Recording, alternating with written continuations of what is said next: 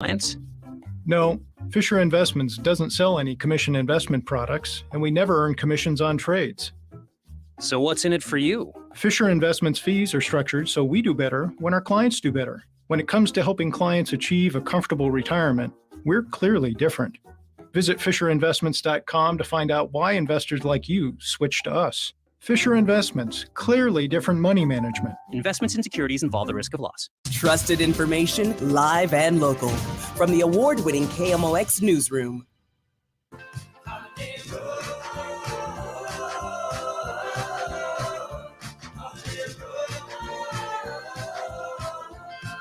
It's 10:21 on the show. We're going to get into a couple of Thanksgiving-related travel things here in just a second. We got a text a few minutes ago just asking if we have any idea what's going on at St. Mary's High School. Police are all over the place. We did have a report in the top of the hour news just that there is a police presence. We don't have any report of any incident. In fact, at this point, we don't know much of anything that is happening live. We know that the police are there, obviously. Kevin Killeen is apparently on his way to see if anything is going on there. We did see reports and have heard them in our newsroom that it may have been a false alarm.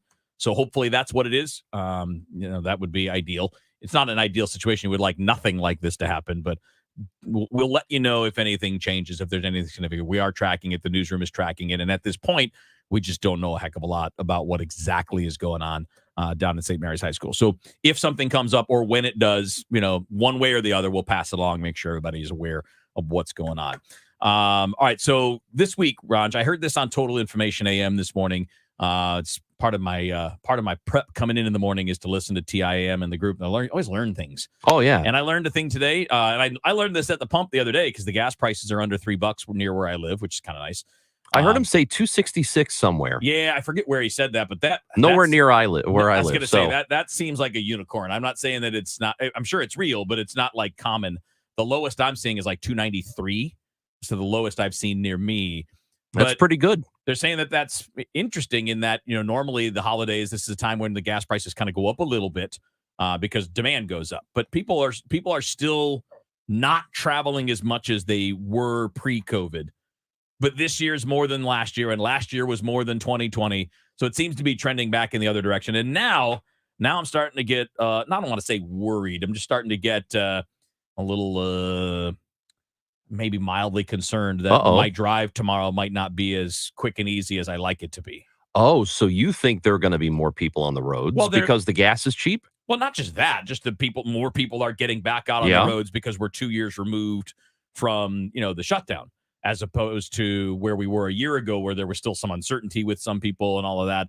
I'm worried that a little bit, like the roads will be a little busier and things along those lines. I'm not flying, thankfully. There's nothing worse than flying around this time of year. I would rather drive 8 hours than fly 2 hours, just the way the hassle is at this time of year. I cannot imagine because I don't, since college, I've done a pretty good job of avoiding travel on holidays prior, like the Thanksgiving holiday or the Christmas holiday. I've done a pretty good job of not going anywhere on the days where a lot of people are going somewhere. I've been very pleased with myself in that regard.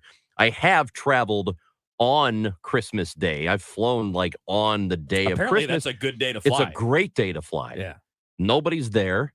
You get right on the plane. There's probably nobody on the plane. I mean, every time I've gone on, there have been very few people on the plane. Do you get to do the thing where you can stretch out in your own aisle? Oh, you know what? My last couple of flights, I just took one to Boston, about a month and a half ago, and I had a whole row to myself.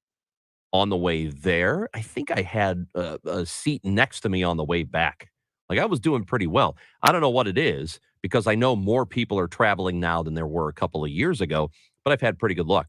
I don't understand, and I'm very thankful that I'm not in this position where I have family all over the place and I traveled. Like you. Like you have all your family in Michigan and Atlanta. And Chicago. Oh, it's always terrible. We have been in St. Louis for 16 years. We have hosted one holiday. Nobody comes here? No, because everybody's like Atlanta's a central location for all of our family. Like we got Michigan, Jacksonville, and St. Louis. And it's an easier shot for everybody to go there. Or my wife's entire family's in Chicago. So we're going to go there. So yeah, pretty much every year we're traveling for both Thanksgiving and Christmas. I'm going to travel over into Illinois to my mom's house, Okay, so and you're then just crossing the walk river. down the street to my uncle's house. Do you So get that's to go through perfect. any woods, like over the river and through the woods? No, don't have to. I have to go over a river. Okay, yeah, I mean, obviously. Yeah, just that one river. Just And that you one know my river. river rule. It's got to be a I will special no, I occasion. will only cross one river. I refuse to, like in one trip, I refuse to cross two rivers. If I have to cross two rivers, I'm not coming. Like if they say, like, hey, you want to come out to where? Nope. No? Two rivers, 1, 2. Nope, can't make it. What if they're like back to back? Doesn't matter. No? Nope, doesn't count. Can't do it. What if there's 3 rivers? So like I think it's called, is it Shoto Island? That's what it is, right? So when you take 270 Yep. from Illinois to Missouri, Yep. there's that Shoto Island. Yep. I stop at Shoto Island because I'm not going You're not like here's crossing the second part. canal, the man-made canal. not a I river, crossed though. it. I'm not going. That's not a river. It's a canal. Well, it is now. It's a man-made river. No, but it's a canal. It's a river. There's water. There's a bridge. I'm trying to find the technicalities, Ron, to get you to travel more. To get you to be able to go across. I don't know what it is. When I cross two rivers, I feel like I am on a journey. Like I have to pack provisions, and I don't know what I it guess is, it's man. because I do all of this stuff a lot. Like I travel, like all of these things. So when I first moved here to Yeah. take the job at KMOX, at first I had to go back and forth to visit the family because my wife and daughter were still in Chicago until we would move and bought a house here, and it took like 19 months to sell our house because it was during the 2007 real estate crash. So it was a great time to move, is what I'm saying. I went back and forth probably in a year. I probably went back and forth 40 times. I mean, like not like almost every weekend. Yeah. We go back and forth. I've had to make the drive down to Atlanta a million times. I drive all over the Midwest for baseball stuff, Indianapolis, Nashville, Memphis, Kansas City, Alabama. I took my kid down to Alabama. I don't know how many damn times in 6 years there for undergrad and masters. I mean, I've made all these trips. So like an 8-hour day to me is like a nothing burger. Yeah, you It's know like what? boom, easy, see ya. And sometimes, Ranj, Yeah, I've even crossed 4 or 5 rivers on the that's same nuts. day. On Oh the my same God. day. Oh, you're like one of the settlers. You're like one of those people that went west I got my wagon. Yeah. Better find that covered bridge. and stay away from the dysentery. Yeah, don't want any of that dysentery. Well, everybody, safe travels during this Thanksgiving week. I'll be doing my traveling tomorrow and then on the way back coming up on Sunday. Coming up next, it's not so fun, but an important story to tell. One of the heroes in the Colorado Springs shooting, former Army officer who, reacted instinctively when it all went down. We're going to hear his telling of this coming up next on the show. I only know what life looks like and feels like through my eyeballs. It's my life. I wonder if anyone is where they thought they would be. I'm not where I thought I would be even 20 years ago, 30 years ago. Life changes so much. Yeah, hey, make your plans, do what you want to do, whether it's marriage or kids or your job or your health. Discover the life of Dave Glover. I'm surprised at how surprising life is. Weekday afternoons beginning at 2, only on KMOX. KMOX time check is 10:20 at 8. KMOX news time. And we want you to donate a car. Get a tax receipt and tickets to the St. Louis Aquarium at mersgoodwill.org. Recent impacts with inflation, ongoing COVID concerns, and geopolitical conflict have us all and the markets on edge. Heisey Advisory Group understands the importance of having a customized strategy for retirement, especially during uncertain times, to help ensure these concerns don't have an impact on your retirement. Heisey Advisory Group is a St. Louis-based, family-owned and operated holistic retirement planning firm. Our team has defined a process that puts together all the pieces of the financial puzzle, working with all of your service providers to help develop an individualized plan that grows with you as your life changes and your needs evolve. If you're not confident that your retirement plan is on track to deliver the lifestyle you want amid historic levels of uncertainty, call us today at 314-328-4400. That's 314-328-4400.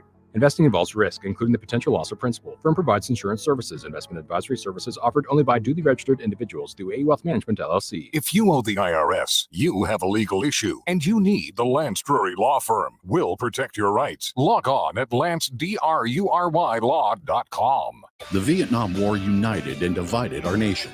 A fracture still felt 5 decades later. Vietnam at War and at Home, a new exhibit at Soldiers Memorial Military Museum, examines how the St. Louis region contributed to the dramatic storylines of this pivotal period of war, protest, tragedy, and change. From photos of the front lines to popular music to the experiences of those who served and the refugees who fled and settled here, the exhibit illuminates the Vietnam era and offers connections to today. I'm Debbie Monterey with your news update. We've got sunshine and 44 degrees in downtown St. Louis. The Thanksgiving travel rush has already begun. CBS News correspondent Chris Van Cleve has the story. More than 2.3 million who passed through TSA checkpoints Sunday topped the same day in 2019. Omar Idris oversees United's Chicago hub at one of the country's busiest airports. It's the most important holiday of the year for us. Airlines know this week is a big test. United is moving nearly 500,000 people a day, and so far, so good. The FAA expects today to be the busiest travel day with approximately 48,000 flights scheduled. Gas prices shift down ahead of the holiday travel. Here's Gas Buddy's Patrick DeHaan. Prices down in St. Louis about 10 cents a gallon in the last week. And wouldn't you know it, just in time for the Thanksgiving travel period, we're seeing prices as low as $2.62 a gallon. That's at Sam's in Maplewood. DeHaan says last Thanksgiving we paid about on average $3.17 a gallon. This time we're hovering just above that. Taking a look at the roadways, there is a stalled vehicle 270 southbound before Doherty Ferry. Be prepared to stop. And the weather is sponsored for you by Metro Transit. It should be a beautiful day today and tomorrow with sunshine. Today's high around 60, tomorrow in the mid 60s. But for Thanksgiving Day, clouds and the possibility of some showers in the afternoon and evening. It's 45 degrees right now. $28 says you click over to the free transit app. If you do, you'll get $28 off a Metro Link November or December monthly Metro Pass through the end of the year, or save $12 when you download the app and buy a weekly Metro Pass. Don't want the app? You can get $28 off your monthly Metro Pass wherever you normally buy it. Previously discounted passes excluded. I'm Debbie Monterey, KMOX News. What's up, everybody? Guess who's hosting a new podcast? No Mercy with Stephen A. Smith. Listen as I pull back the curtain on everything beyond the world of sports, interviewing influential guests, outspoken celebrities, and thought leaders across the political, financial, and social spectrum. You know me, I'll give you my unbiased opinion. A No Mercy episode drops every Monday, Wednesday, and Friday. No Mercy with Stephen A. Smith, a presentation of Cadence 13 and Odyssey Studio, available on the Odyssey app or wherever you listen to your podcast. Driven by the Bomarito Automotive Group, the voice of St. Louis, KMOX. Your home of the Cardinals. Arnado swings and hits it deep to left field. That ball is out of here. The Billikens. Jumper. Yes! Billikens win! The Chiefs. Touchdown! Kansas City! We are America's sports voice, KMOX.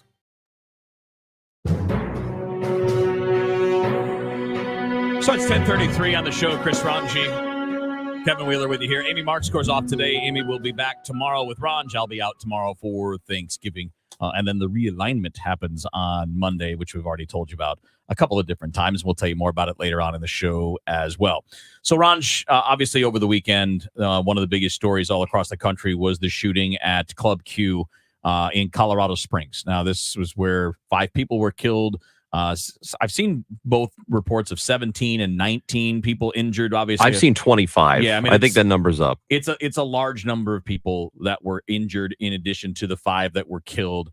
And it turns out that inside the club, if it had not been for the quick reaction of a few patrons, of a few people that were in the club at the time, that death toll could have been a whole lot more. And one of those is Richard Fierro. Now, Richard is, and by the way, I do want to say this, that of the 25-ish, 20-ish people, however many are injured, 7 of them are critical. So the 5 people who have passed, that may not be it. Hopefully it is, but yeah, you're right. That's a good point. And one of the reasons that it's not a worse count, because this was another shooter who had a history with law enforcement. His name is Anderson Lee Aldrich. A year ago, his mom called police because he was threatening to blow her up with explosives, threatening her with weapons, which he had, of course. And no charges were ever pressed for any of that. Police did come out to the house. There was a little bit of a confrontation. He was arrested, but he was not prosecuted for it. And in the subsequent time, obviously, either purchased or continued to own these weapons that he used in the shooting over the weekend. This could have been a lot worse if not for the actions, though, as I mentioned, of a couple people who were in the club at the time. And one of them was a guy named Richard Fierro, who is a combat veteran.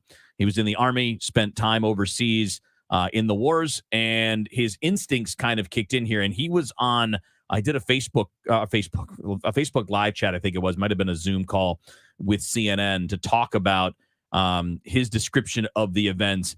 And I think I want to play this because you're hearing a couple of things when you're listening to Richard Fierro. You're hearing someone who is clearly also a victim in this. His daughter's boyfriend was one of the 5 killed in the shooting, and other people that were shot are his close friends. But you're hearing a couple things here. You're hearing from a victim, but you're hearing from someone who's bringing the humanity to this, even as someone who has seen combat as a soldier. I told him, push the AR, get the AR away from him. The kid pushed the AR. I don't know what his name was. And then I proceeded to take his other weapon, the pistol, and then just start hitting him where I could, but the armor's in the way. And I found a crease between his armor and his head, and I just started wailing away with his gun. And then I told the kid in front of me, kick him, keep kicking him. And I was guiding him. I was telling people, call 911, call 911. I brought him down. I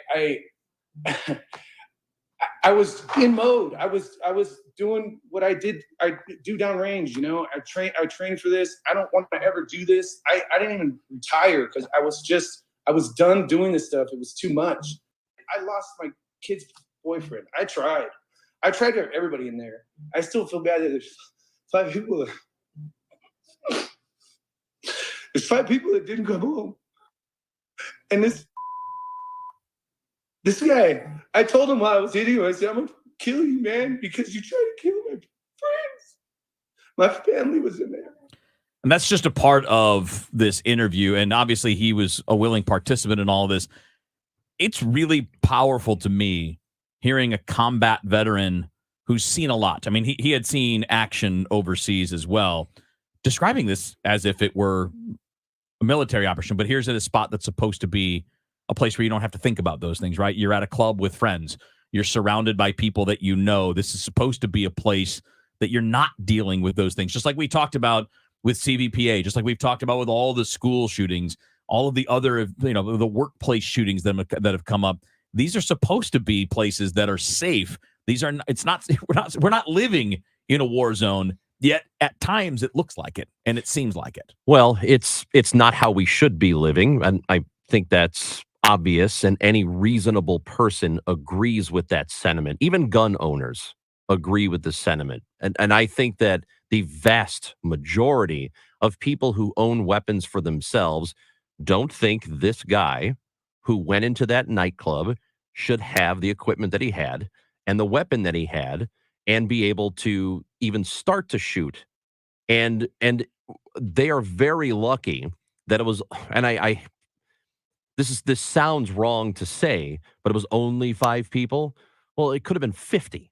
If It not could have for very the- easily been 50. If you go back to the Pulse nightclub shooting, I think that was either 30 or 40 or whatever it was. That's a lot of people. And it could have been a whole lot worse if it weren't for Fierro doing what he did. Unarmed, by the way. He just jumped into action. And I'm sure everybody there is thankful there was somebody who had some military training and just kind of on instinct did that, because the first instinct, and it's not necessarily the wrong instinct, but for most people, that instinct is to get away and to run and to, what else are you supposed to do? Because the average person doesn't ever have to deal with a situation like that, nor should they ever have to deal with it. But we don't know the motivations of the shooter. Clearly, he was troubled. He had some problems last year. There's video of him. You mentioned the arrest or the contact with police. A SWAT team, an armored vehicle showed up to the house. Right. And he gets arrested, I suppose. And before that, there is a live stream where he's talking about how the house is wired with bombs and they better not come in here because I'm going to set this thing off.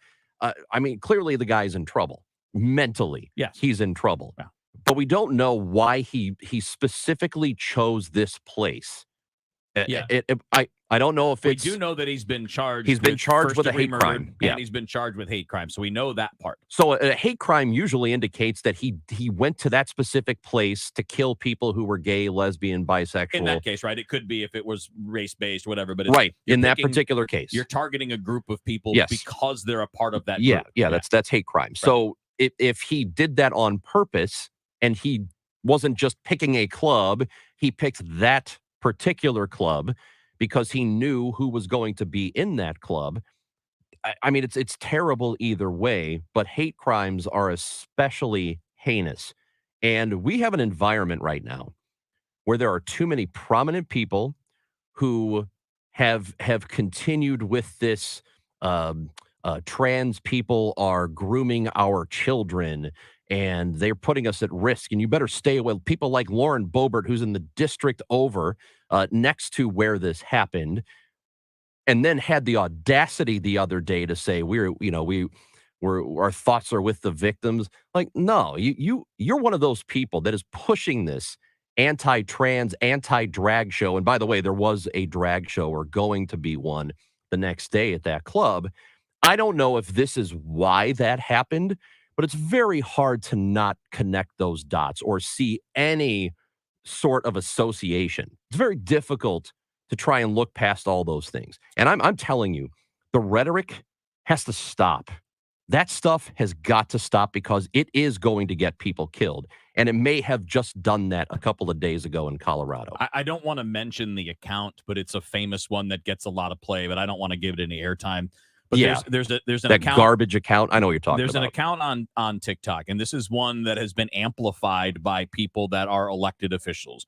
It's been amplified, by the way, by Elon Musk, who has tweeted back and forth with this account on his platform, Twitter. But hours after that shooting, this account posted a message urging its followers to attack a Colorado-based organization that's dedicated to helping young LGBTQ artists. After the attack. Yep. There are people that are trying to incite these kinds of things. It's not a majority of people. It's certainly a small number, but they're very vocal and they're being allowed to do these things.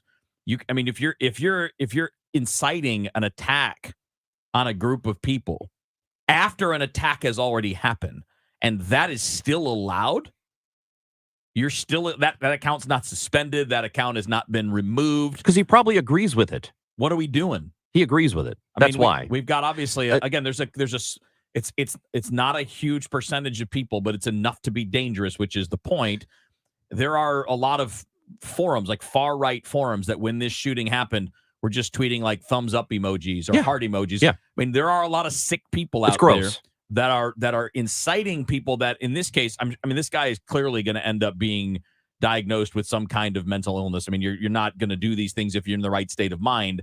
But when you're constantly being prodded that these people are evil, these people are doing terrible things to children, which is a lie. It's nonsense. Not happening. Absolute nonsense. It's not real. That is made up. You're still taking people that are prone to violence, that are prone to being influenced, and putting them in a position where they might do something like we just saw. Yeah, and we don't know for sure that's exactly why he did it. We don't know that he was thinking, I hate these people, I'm going to go to that club. Maybe he just wanted to go to any place that was crowded where he knew there were going to be a lot of people and would be a kill zone for him. Maybe that's what he was thinking. Maybe he thought it would just be a soft target. Maybe he thought it was going to be easy. Yeah, but didn't expect to be a military veteran right there ready to take him down. Maybe that's why he did it. Or maybe he listens to people like Lauren Boebert and her nonsense, who I can't believe got elected again. I mean, I guess I'm somewhat encouraged that the election there was close, but people like her have no business being in office, no business at all, and talking the way she talks, and trying to make people afraid of trans folks. Like, what is there to be afraid of them? They're not trying to groom your kids. No, it's just stupid. It's so stupid. And these people that night were in a club in their space where they were trying to have a good time. They weren't hurting anybody in there. They were having a good time. And this guy does that. And again, we don't know if it's because he was incited. He could have just picked that totally at random. But it could also very easily be because he hears these things too. And those things have gotten to him, and he's a crazy person himself. And crazy people with weapons, when they are told stuff like this over and over again, that trans and gay people are coming after your kids, and we need to protect the kids from these people, and you're nuts and you have weapons, what do you think's going to happen? Yeah, and it's in this particular case, we're talking about the LGBTQ community. In some of the other cases, we've been talking about anti-Semitism at the root of these things. Yes. It's the same basic principle. It's the quote, and I'm not sure I love this term, but it makes a lot of sense when it's put this way. There's a lot of othering going on right now. This picking on small minority groups of people because you can, right? I mean, they're not a large number. It's not like you're picking on 60% of the population. But when you look at these smaller groups that are being targeted, I mean, look, how many times have we had just flat out racist attacks? So we have racism, we have anti-Semitism. In this case, obviously, you have homophobia. You know, you're talking about like these things are targeted towards people that are going to take action, and it's a multi-layered problem because we have to address that message getting out. We have to address why someone who's already had the police called on them for threats of violence is still allowed to own weapons, even in a state that has red flag laws. Red flag laws that were never triggered in the case of this guy, and now 5 people are dead. Hopefully no more, but 5 people are dead, 20-ish or so more are hurt, and some of them are in critical condition. We're always waiting until after the fact to address these problems. Well, we'll obviously keep tracking that story. There's certainly going to be more to come. To this point, by the way, the accused shooter has not said anything about his motivations, and we'll find out more about that, I'm sure, as the investigation continues. We'll tell you what's trending in the United States coming up next here on the show. How would you like to come home to a bartender who will fix you any cocktail you want? I'll have an old-fashioned. I'll have a margarita. Now you can with the Bartesian Home Cocktail Maker. Bartesian is a sleek machine the size of a coffee maker that makes premium cocktails at the touch of a button. Choose from over 50 different cocktails, from classics to the most exotic premium cocktails served in the best bars today. You'll always get freshly mixed, perfectly balanced cocktails with the Bartesian Cocktail Maker. And now get Bartesian's best Black Friday deal ever at bartesian.com/cocktail. Entertaining? The Bartesian is ideal for parties. No need to stock all kinds of individual mixers for complicated recipes. Every guest gets the cocktail of their choice in seconds. The Bartesian makes a wonderful gift for anyone who loves a fine premium cocktail. Now get Bartesian's best Black Friday deal ever. It's available right now, only at bartesian.com/cocktail. That's BARTESIAN.com/cocktail for Bartesian's best deal ever, only at bartesian.com/cocktail. KMOX and Gateway Arch Park Foundation is thrilled to bring back Winterfest, presented by Bank of America and Worldwide Technology. Now through January 1st on Fridays, Saturdays, and Sundays. Celebrate the magic of the season in downtown St. Louis. Enjoy ice skating, igloos, s'mores, holiday lights and music, a winter market, a New Year's Eve fireworks show, and so much more. All in the shadow of the Gateway Arch. More details at KMOX.com/events. Hi, this is Brian with Velocity Home Buyers, and I buy houses cash. If you own a house and want to sell it fast at a fair price, call me at 314-782-5555. I can pay cash and close in as little as 7 days. I buy houses in any condition and any price range in the St. Louis area. I'm a private real estate investor who buys several houses a month, and I want to buy more. I buy inherited houses, divorce houses, behind in payment houses. I even buy my tenant won't pay me the rent houses. Do you own a house that needs updating, but you don't have the time or money for it? Great, because I love buying outdated houses. I buy vacant houses, behind on taxes houses, and foreclosure houses. If you own a house and want to sell it fast, call me at 314-782-5555. That's 314-782-5555. Furnish hope right here in St. Louis. Donate your unneeded furniture and household goods to Home Sweet Home. Visit www.homesweethomestl.org to learn more. The show, sponsored by Straight Realty, your St. Louis area experts. Why pay more than 4? 314-441-4444. Amy Markscores. This is my show, my microphone. On the show. What is it? What's happened? What's going on? What do you know? What just happened? What happened? I need to know. Trending now on the show. All right, trending is brought to you by Old Town Donuts in Florissant and Cottleville. Amy is out today. She'll be back tomorrow. Ranji and Wheeler with you hanging out on the show. What's trending for you, Ranj? It looks like Kinzinger is trending right now. I'm sure I know what that's going to be about. Oh, do you? I mean, vaguely. It's always people mad at him. I believe he tweeted at Ted Cruz something. Or no, I'm sorry, it wasn't Ted Cruz. It wasn't Ted Cruz. It was this stupid Twitter account that I'm not going to repeat it because it's stupid and it's one of those crazy lunatic whatever. Yeah. And Adam Kinzinger called it literal evil and said, if I met you in person, it would not end well for you, sicko. Trolls who have never done a thing in their life pretend to be patriots and laugh at real warriors. And what the person had tweeted before that was a picture of, it's stupid. It was a Ukrainian thing, and this account was mocking Ukrainian deaths, essentially. And so Kinzinger called him out. I don't know, man. I feel like Twitter is just becoming a real cesspool, but people have been saying Twitter's a cesspool for a long time, but it kind of it's not. I mean, there are bad things about it and have been, but it's very clearly getting worse over the last couple of weeks. The people who are allowed to continue to be on Twitter and say the stuff they say, it's gross now. I know we'll use this as a tease because I know we're going to actually talk about that more, but it seems like right now the only thing that's really getting banned is stuff that Elon doesn't like. That's it.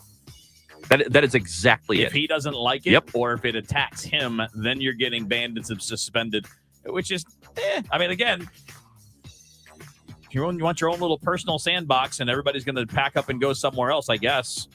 Way to ruin your business and get rid of $44 billion, I suppose. Yep.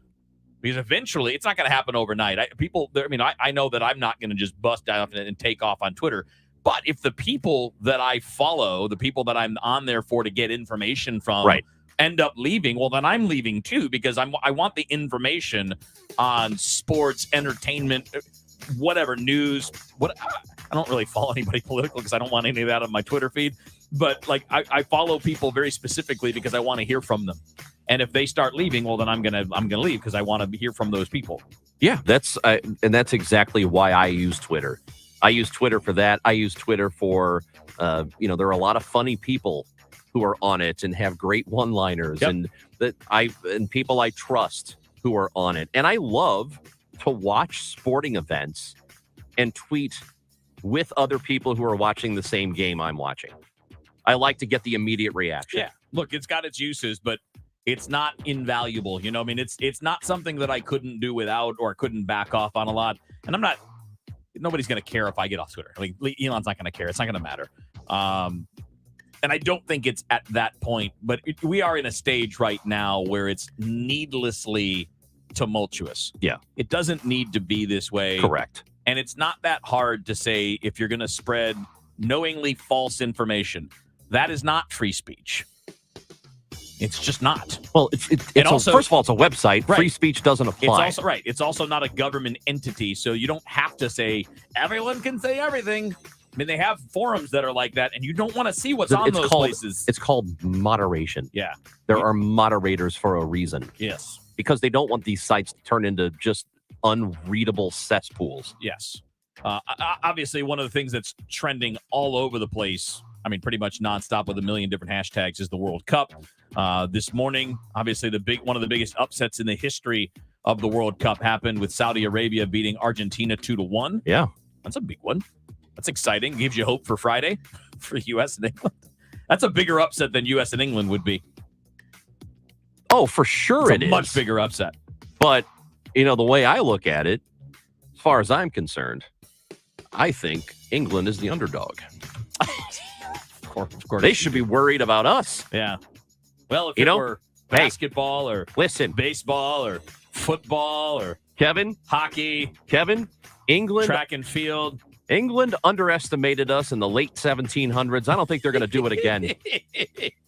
At your own peril. Obviously, that's coming at the King George. Coming after the 1-1 tie against Wales for the United States national team today. But I mean, like every few minutes, there's a new World Cup trending because a new match is starting and people are excited about those things. So that's what's going on. Like one of the trends right now is Vamos Mexico because they're playing at the moment. And they have a big crowd there. There are a lot of green shirts. Yeah. They got a sea of green in Qatar from Mexico. That's pretty cool. That's kind of thing I like about the World Cup, even though I hate what's going on in Qatar and I hate what's happened in a lot of places. So it's one thing that's really cool, though, is seeing people travel the world to support their team. So there's a one of my Polish friends.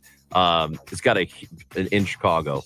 There's a huge Polish population in Chicago and a huge Mexican population in Chicago. Oh, and that's right. That's who's playing. Yes, and he said, you know what, the city's just shut down for today. So come back tomorrow because everybody is probably watching that game. Yeah. It is amazing. You think about all of the buildup, right? Like for the U.S. team yesterday, it's been 8 years trying to get back to this point because of the miss 4 years ago. And then in a few seconds, it might have just been shot in the leg. I mean, it's just such a bummer. It may not be. I mean, it might be okay. I know, but there's still a path to advance. It's not like it's out of your hands. Those 3 points would have been really nice. It almost would have locked you in because, I mean, even if I don't think you're going to lose to Iran. I mean, you could, obviously. I mean, like I said, upsets happen. But you've definitely now put yourself in a bad spot. Well, you have to win by a lot now. So quickly. You're going to have to win by a lot now, probably. You need to score some goals. Let's go. Actually, it doesn't matter. They're going to win Friday. You think? America. You calling the shot right now? The United States is beating England on Friday. In soccer? It's in soccer. Okay. Well, how many more times can we beat them, Kevin? I'm writing that down right now. Stick around. We got more of the show coming up here on KMOX. When you want a brand new kitchen, there's nothing to it. There's a brand new way to do it. 3-day kitchen and bath. It's all about time. 3 days or less. At 3-day kitchen and bath. Do you love your house and hate the thought of assisted living? Whether you're caring for a loved one in your home right now or planning to live independently in the years ahead, call 3-Day Kitchen and Bath. They can completely remodel your old bathroom in just 3 days and back up their work with a 100% satisfaction guarantee on both their quality and craftsmanship. If all you need is a new walk-in tub or easy entry shower to make your life easier, they could do just that for you. Avoid the hassle and stress of remodeling. Check them out on the web at 3daykitchen.com or call 3-Day Kitchen and Bath for your free design consultation today. 3-Day Kitchen and Bath. It's about time. It's about time. 3 days or less. At 3-Day Kitchen and Bath. Manor Grove has been caring for seniors for over a century. Everyone at Manor Grove is treated like family, and that's exactly how our residents should feel, like family. Our staff strives to make Manor Grove feel like home. Be assured, your loved one will be well taken care of at Manor Grove. The entire Manor Grove team views everyone inside as family and looks forward to seeing residents and coworkers every day. See for yourself at manorgrove.com and take our virtual tour. Welcome home to Manor Grove. You know, the Midwest Money slogan, isn't cash in the bank better than scrap in the drawer? This is Johnny Rabbit. Midwest Money, the oldest coin shop in St. Louis. Buying, selling, and trading since 1971. Silver and gold, coins, sterling silver, flags, medals, daggers, and more. Not sure what you have? Bring your collectibles to someone you can trust. Midwest Money, at the corner of Hampton and Holly Hills. You'll be happy you did. KMOX, KECK HD2, K254CR, St. Louis. The legendary voice of St. Louis, KMOX. Always live on the free Odyssey app. Men suffering from erectile dysfunction or PE, regardless of age or past medical history, you'll see instant results on your first visit at Paramount Men's Medical Center. And for a limited time, your initial consultation and first treatment are totally free. Call now, 314-720-8081. Sail with American Queen Voyages in North America's mighty rivers, Great Lakes, oceans, and expeditions to the wilds of Alaska. Call 844-744-0794 or contact your travel professional. The holidays are here, but for some families, they'll spend that time at SSM Health Cardinal Glennon Children's Hospital. I'm Carol Daniel. KMOX, along with all of our sister stations at our company, Odyssey STL, are again proud to partner with you and other generous St. Louisans in our community to raise funds for the Tree of Hope campaign for Cardinal Glennon Children's Hospital. It's so easy to give. Just text the word HOPE to 20357 or KMOX.com/Cardinal Glennon. Mid-America's most trusted source for news. KMOX. At 11 o'clock, it's a sunny sky and 52 degrees downtown at the Arch. I'm Michael Calhoun. Our top story this hour, a school scare in South St. Louis. This is Kevin Killeen at St. Mary's, where there was a fake scare. Somebody called in and said there was a shooting going on at the school. The student body of 150 to 200 boys evacuated. Police showed up in heavy numbers along with ambulances ready to go, but there was nothing here. And as the police were leaving, we're hearing from a school worker that now the classes are going to be dismissed early and the school day scrubbed. It won't count on the books. The Thanksgiving travel rush has already begun. CBS News travel correspondent Chris Van Cleve has the story. More than 2.3 million who passed through TSA checkpoints Sunday topped the same day in 2019. Omar Idris oversees United's Chicago hub at one of the country's busiest airports. It's the most important holiday of the year for us. Airlines know this week is a big test. United is moving nearly 500,000 people a day, and so far, so good. The FAA expects today to be the busiest travel day with about 48,000 flights scheduled. Gas prices shift down ahead of holiday travel. Gas Buddies, Patrick DeHaan. Prices down in St. Louis about 10 cents a gallon in the last week. And wouldn't you know it, just in time for the Thanksgiving travel period, we're seeing prices as low as $2.62 a gallon. That's at Sam's in Maplewood. DeHaan says last Thanksgiving we paid about, on average, $3.17 a gallon. This time we're hovering just above that. The two local grocers, Schnucks and Deerbergs, are going back to the future on turkeys. Spend $25 on your cart. Get a frozen turkey for last year's price, 89 cents a pound. Schnucks VP of Store Operations, Stacy Brandt, says you shouldn't have a problem finding what you need. If there were things we had concerns about in terms of supply issues, we made sure to try and source alternate brands. So while you may not get the exact brand that you want, there should be something available. One insight, Brandt at Schnucks says people might be having larger gatherings or multiple parties, maybe some Friendsgivings this year because they're buying more hams and Cornish hens in addition to turkey. A club goer at the Gay Bar in Colorado Springs, where 5 people were killed Saturday night, credits his Army training for helping subdue the shooter, but wishes he could have stopped the massacre sooner. Rich Fierro did tours in Iraq and Afghanistan. It was at Club Q with his wife, daughter, and friends. He was called to action. I just knew I got into mode and I needed to save my family. And that family was, at that time, everybody in that room. Police say the shooter had several guns, including an AR-15 style assault rifle. Fierro grabbed the shooter's body armor, then pistol, and beat him with it. And I'm on top of him. I'm a big dude, man. And this guy was bigger. And I just kept wailing on him. A hero in the eyes of many, but not his own. There are 5 people that I could not help. That includes his daughter's boyfriend, Raymond Green Vance. Meanwhile, the suspect, 22-year-old Anderson Lee Aldrich, remains in the hospital. I'm Julie Walker. The First Mid-Bank and Trust Business Desk, a sports betting hack. Some DraftKings customers are reporting their accounts were compromised and money was withdrawn. The sports betting firm says less than $300,000 of funds were affected and it intends to make whole any customer that was impacted. Courtney Donahoe, Bloomberg Radio. The Dow from Stifel's up 278 points to 33,978. And we've got a crash on 270 north past Gravois. It's got the right lane closed. A stall 70 east at 370 in the right lane. 270 north before 6440 on the right shoulder.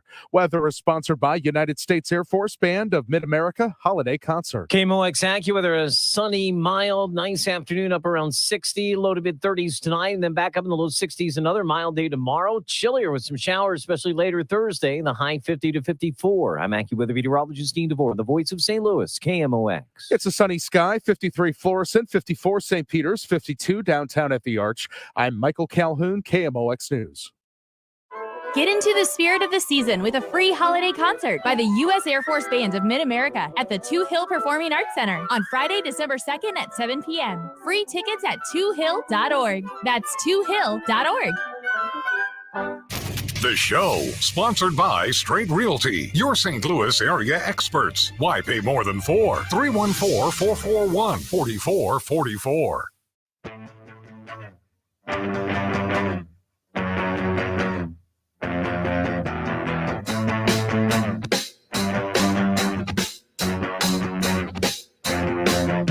5 on the show. Chris Ranji, Amy Marks, of course, Kevin Wheeler are the show. Amy not here today. She'll be back tomorrow. And then I'll be gone tomorrow as I'm heading out of town for Thanksgiving holidays. So, Ranj, you are the constant factor here over the next couple of days. Some would say I'm the backbone. Some would say that I keep this ship together. Yeah, no, actually, it was the opposite. Some would say that we've been keeping you on course. Oh, yeah. Well, but again, some of those people are not very bright. So yeah, like me. The way I see you is you're like the hull of the Titanic. The hull? Yeah, yeah. I'm all the lifeboats. We didn't have enough of them. God, you're the worst, Raj. I know. But you're also the best. Thank you. I appreciate you. All right, you might have noticed a story here, was it about a week ago on KMOX.com. And the headline of the story was St. Louis attorney arms law office after car thefts. Well, that attorney is Al Watkins, founding member and senior counsel at Codner and Watkins Law. He is on the line with us here now on KMOX. Al, thanks for joining us. We appreciate you. How are you today? Always a pleasure. I'm doing well. Thank you. All right. So just lay this out from your perspective. Obviously, we've talked a lot here on this show about car thieves, not just thieves, but vandalism, people checking door handles. This is a kind of a common thing that we've talked about on the show in recent months. And obviously, this impacted somebody at your practice, and you're trying to take steps. Well, it's something which has been a growing problem in St. Louis. It's something that has been a growing problem for me. I bought a building to move out of Clayton and into a surrounding area, Richmond Heights. I did so literally hundreds of yards away from some of the priciest property in St. Louis. In 2021, September, beautiful day, sunny. During the day, I pulled onto my lot only to accidentally thwart an individual who is stealing one of my other cars on the lot of my building. They pulled out a submachine or a fully automatic gun, rifle, and pointed it at me when I confronted them, having inadvertently blocked them in the parking lot. Of course, I was smart.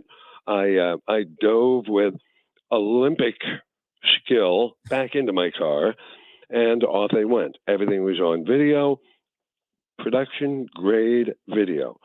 Law enforcement was not able to do anything.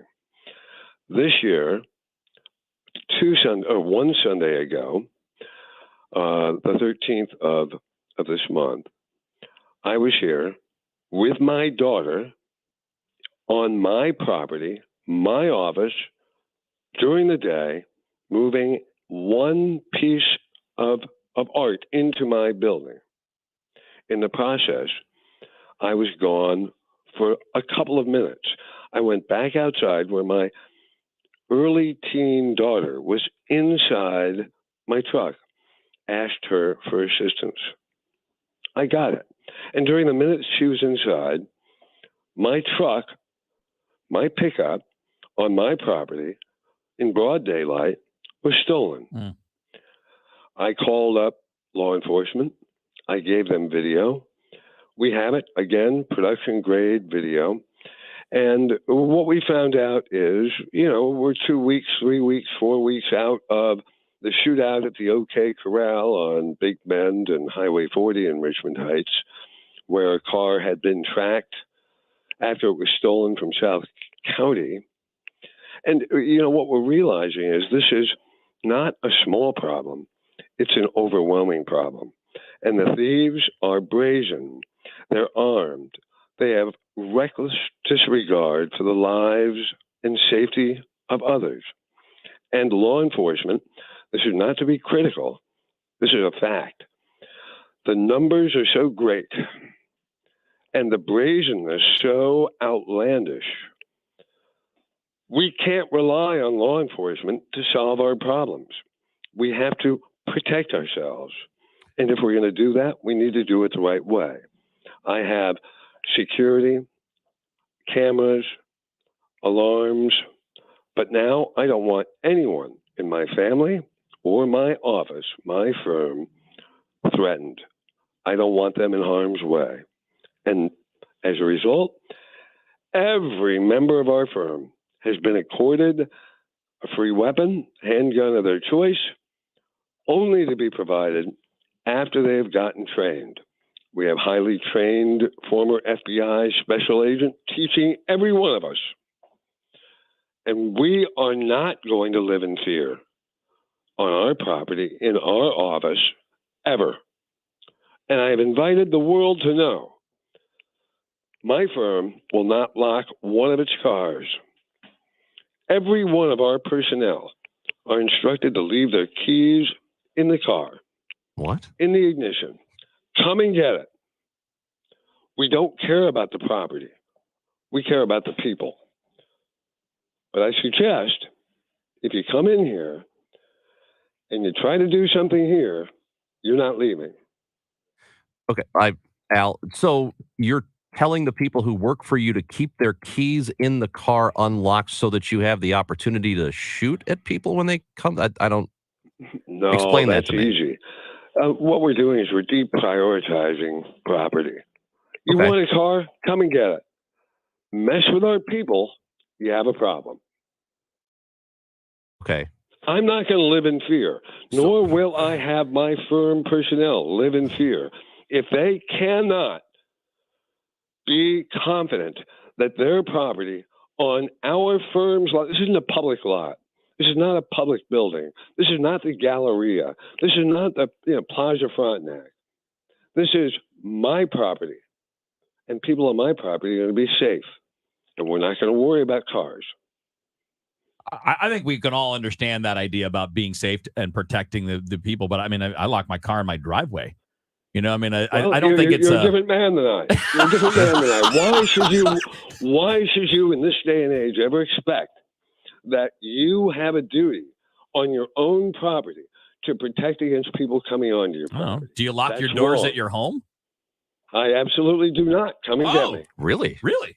Absolutely. I never have. As a child, as an adult. Come and get me. Big mistake.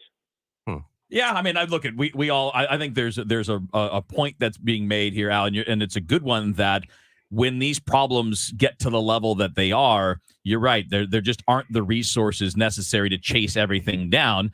And I get what you're talking about. You're making a lot of sense when it comes to protecting human beings and making sure that people are safe, especially when they're in their own environment, right? Whether that's at work or at Absolutely. home or anything like that. You just threw me for a loop with the whole don't have to lock things. Well, and what's important to realize is the goal and objective is to deprioritize property. Here, you want property? That's not a reason to shoot someone. Take the car. Don't destroy it. Take it. But mess with people. Mess with my family. Mess with my employees. You're making a mistake. I understand that. I guess what I don't understand is how keeping the keys in an unlocked car would yeah, I don't really understand how that keeps Now, your is this- people safe. Maybe I want to make sure I'm just following up. Is this because we're talking about the concern over, say, carjacking, which is kind of the combination of these two things, right? If somebody's in the car, that's typically a more dangerous situation for the individuals, right? Sure, and I've been there, right there, September 2021. What's important for everyone to know is it's not the car that's important. It's your life. If somebody's going to be brazen enough to show up on your property, to take your property while you're there, you need to protect yourself. If somebody wants the car, take the car. Why break into it to take it? Just take it. Mess with anybody in the process, and you have a problem. But you have to recognize the people who came into my lot in September of 2021, they were armed. All they wanted was a car.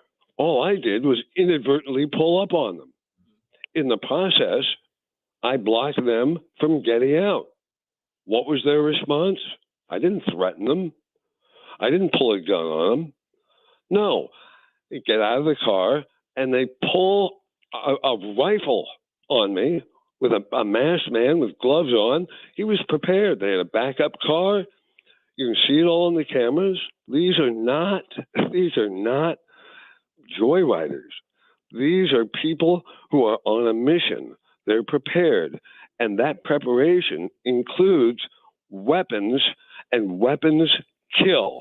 So when If you let me ask you this question. When you say police can't do anything, what does that mean? They can't locate them? They don't know who they are? Well, What does that mean? No, the amount of boots on the ground that you need to employ or deploy for the purposes of tracking down a car it's extraordinary. The time is overwhelming.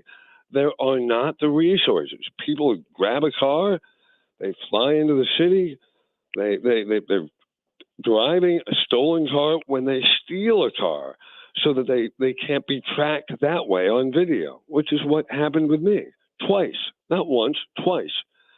And it's in a pricey part of town. It's not in a part of town where you say, oh, that happens all the time there.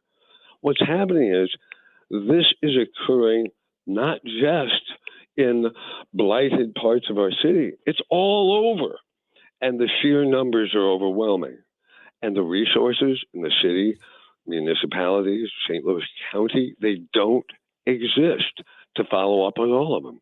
As a result, combine that with political sensitivities that occur today, the divisiveness that we have that's, gender-based and race-based and socioeconomic-based, and you have a recipe for law enforcement saying, hey, I have to prioritize other things.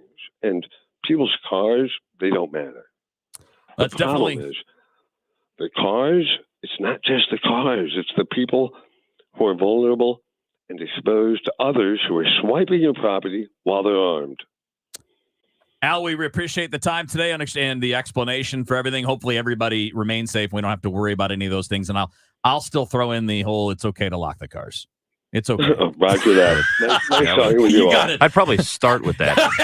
Al Watkins is with us again, the founding member and senior counsel at Codner Watkins Law. We appreciate him jumping in. Now, again, the story from KMOX.com was about this. It was they've had cars stolen. They have had these incidents. And the story was he's offering training, which he described, and a handgun to his employees. Again, I don't think there's anything crazy about any of that stuff. I mean, if you're going to be training people and legally obtaining weapons and you got a problem area, I think all of that makes a lot of sense. It's just the whole, don't bother locking things. I understand the desire to live in a place, to live in a time when you don't have to worry about locking your doors.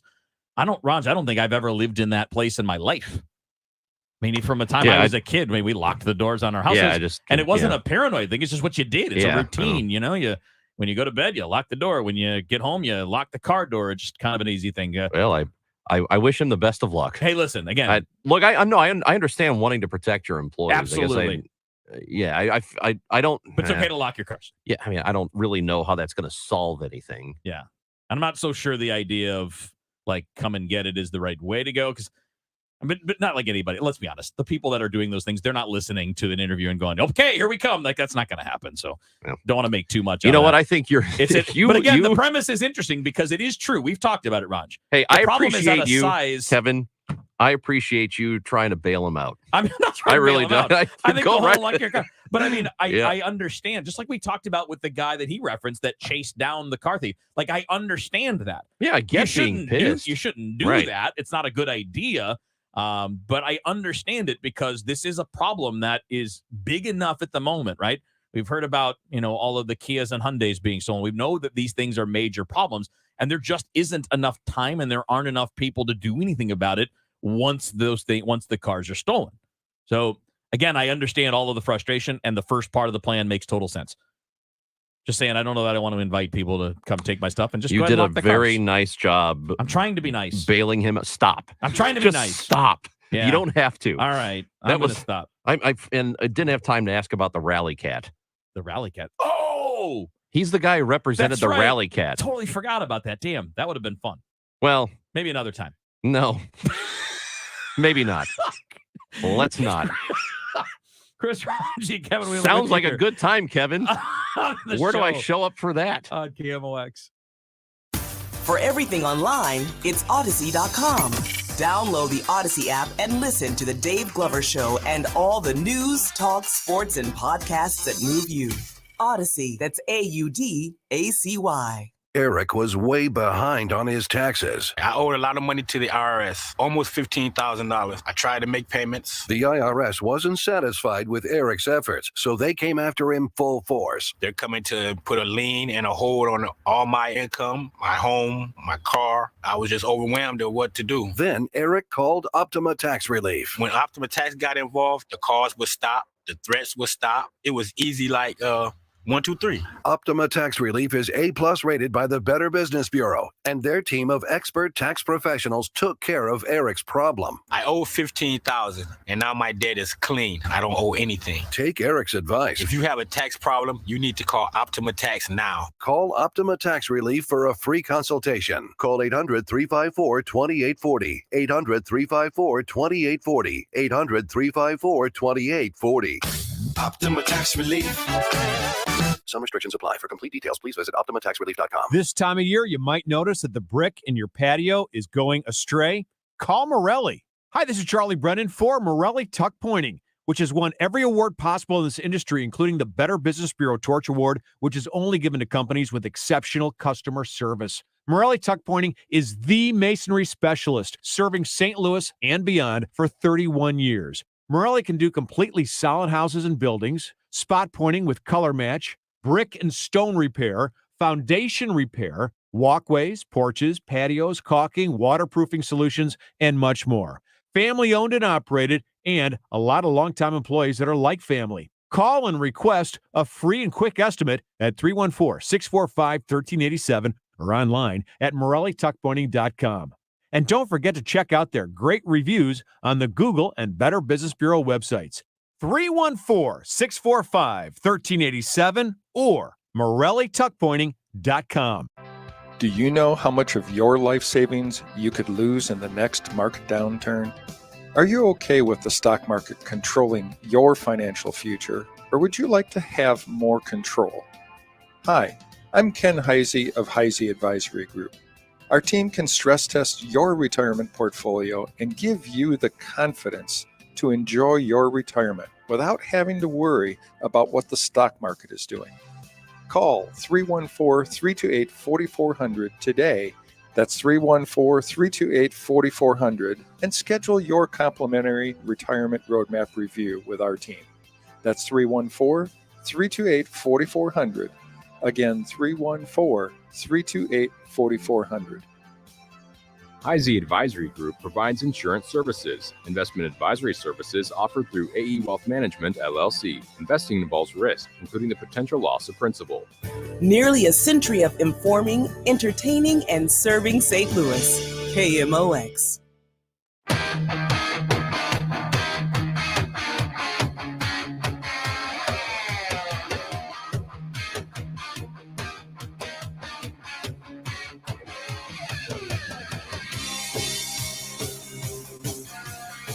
It's 11:23 on the show. Chris Ranji, Kevin Wheeler with you. I had to decompress. I had to get in the hyperbaric chamber. Did you? In the middle of the break, so I can you ever recover from that. I'm a dog guy. You know, your dogs like they take a drink or they're just trying to like figure out what's going on. Then they do that thing where they shake their head and they're like, that. That's what I felt like I had to do during the break. Yeah. I don't know, man. What are you gonna do? Well, we appreciate Al Watkins' time today. And you know what? I get it. I would want my people to be safe too. I just don't. That was a hard left turn with the keys and the cars and the come take it. I don't know. Yeah. Whatever. Anyway, I will say that it's something that we're probably going to be talking about, the general topic of things that need attention, right? I mean, we've talked about police presence needed in downtown more. Again this morning. I saw as I'm coming into work down Tucker, 2 or 3 more people. The stoplights are a suggestion. And I'm not talking about running a light that just turned. I'm talking about just continuing to go through a light that's been red for 10, 15, 20 seconds. Like people are stopped at the light and you're just like going around them into the left turn lane going, I saw 3 people doing that stuff this morning. Yeah. I mean, that's why I say I get the frustration because it's overwhelming. I'm sure it's overwhelming for police. You can't possibly be everywhere all the time. You can't possibly. And we've talked about how even at times when you do try to track people down, you can't always press charges. You can't always identify the car because the plates aren't there. I mean, like it seems like it's nonstop chasing your tail when it comes to this stuff. A text message to 314-436-7900, which you can text us whenever you get a chance.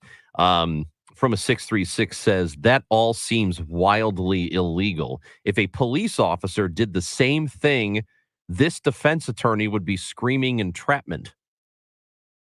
Which I get. I mean, I think if you leave your keys in the car on purpose and say, here, come steal it, is that?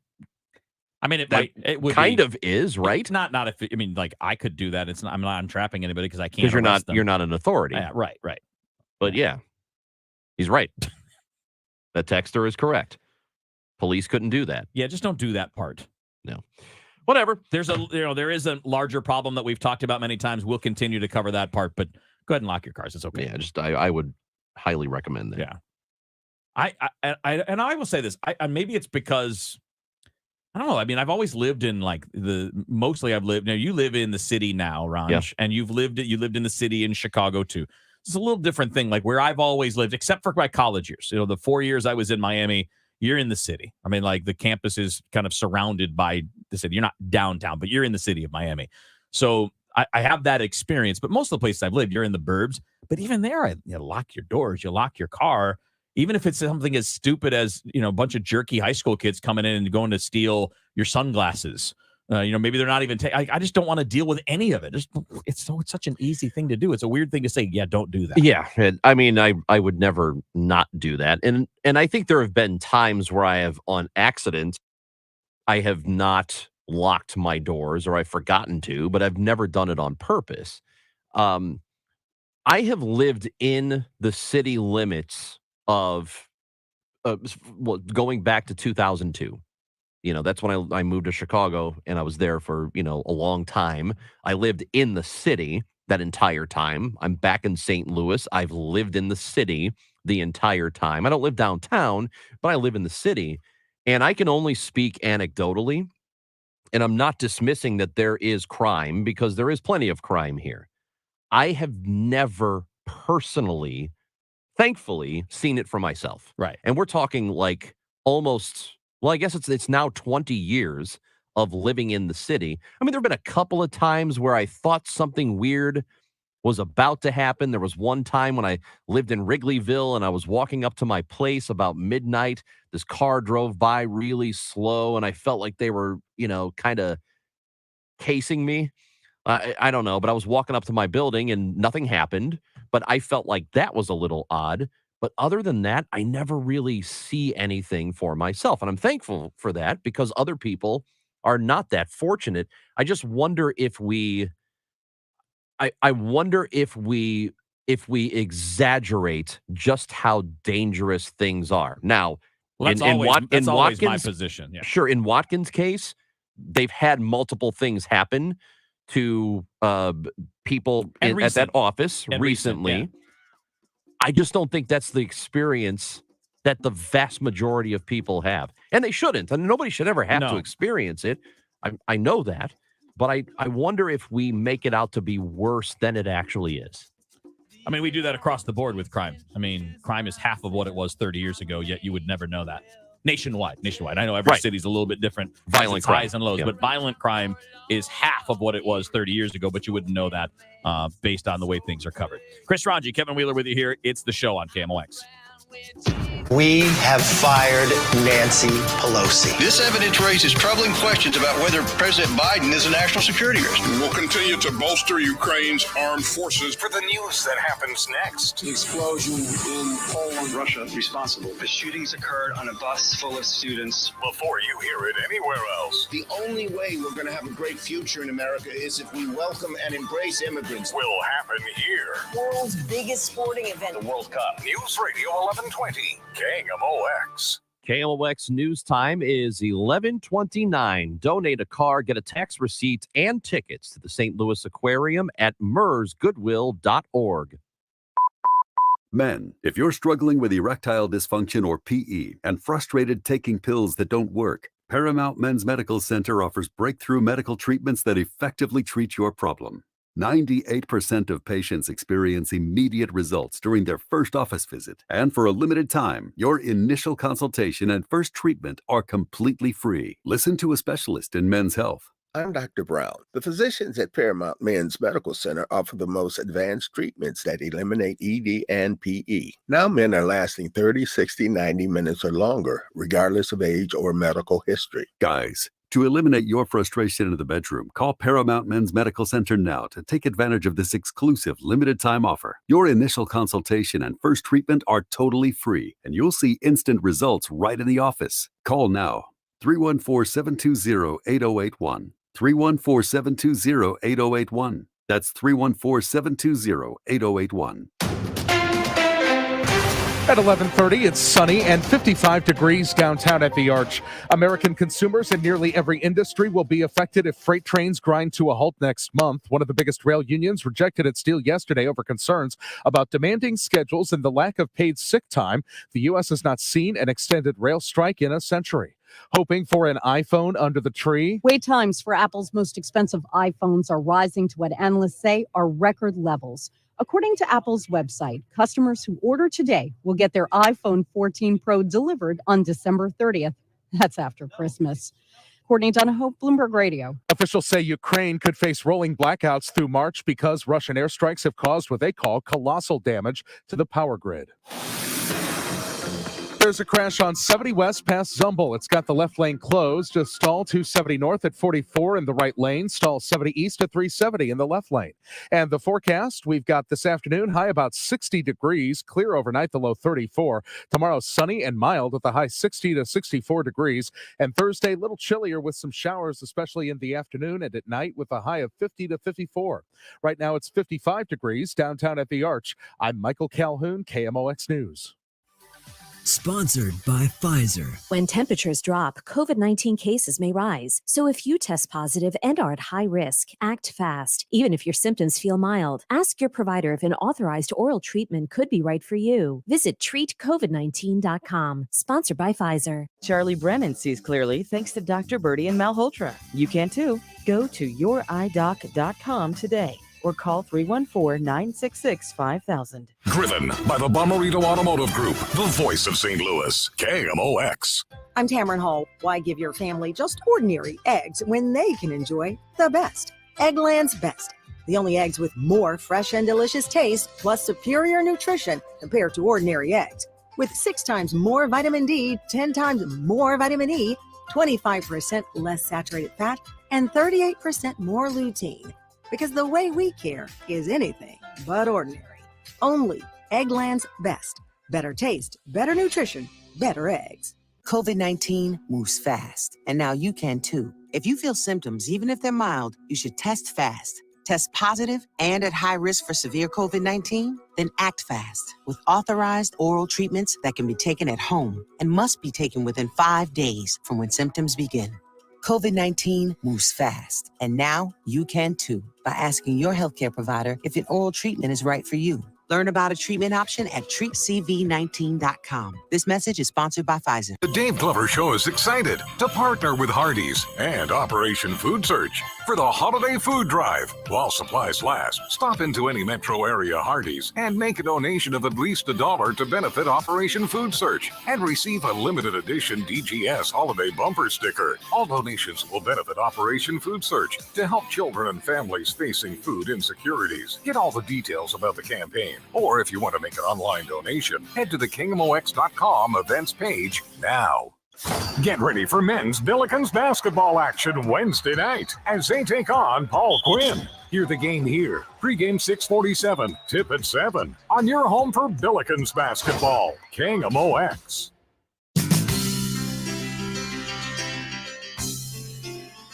All right, 11:34 on the show. Chris Ranji, Kevin Wheeler here. Amy's out today. She will be back tomorrow. And then I'll be out tomorrow, hitting the road for Thanksgiving. Now, we talked about traveling for the holidays earlier, and, you know, we all know about the good stuff, right? You know, seeing friends and family and getting together and watching football on Thanksgiving, having a great meal, or, you know, getting ready for, you know, whichever holidays you celebrate, going all the way through the new year. And it can be, you know, it's obviously a time that a lot of us look forward to, but it can also be a difficult time. And I wanted to touch on that Well, with Dr. Kyle John. He's the Clinical Vice President of Behavioral Health across Mercy Health System. We had Dr. John on last week to talk about COVID depression and kind of some of the ways that we can look for signs or we can deal with that. And we really appreciate him coming back on today. Dr. John, thank you for doing this. We appreciate you. Oh, happy to be back with you guys. So where should we start with this conversation about mental health in the holidays? Because there are a lot of factors that come into play, I'm sure. Financial stresses, family stresses, just, it can be loneliness. I don't know. Where's the place to start with this topic?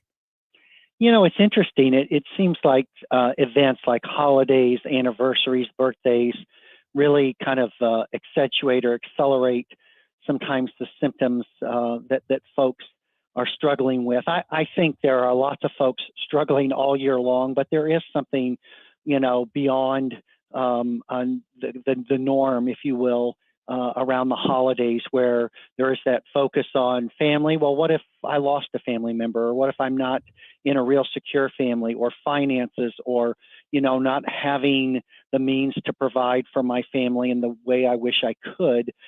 Those things, I think, just pile on, if you will, and add to the stressors that we're all experiencing, and thus can take somebody who may be dealing with just a mild depression and push them up more towards a moderate or even severe depression. So, it's just kind of a unique thing we see at the holidays, but we also see it at other, specific times like anniversaries.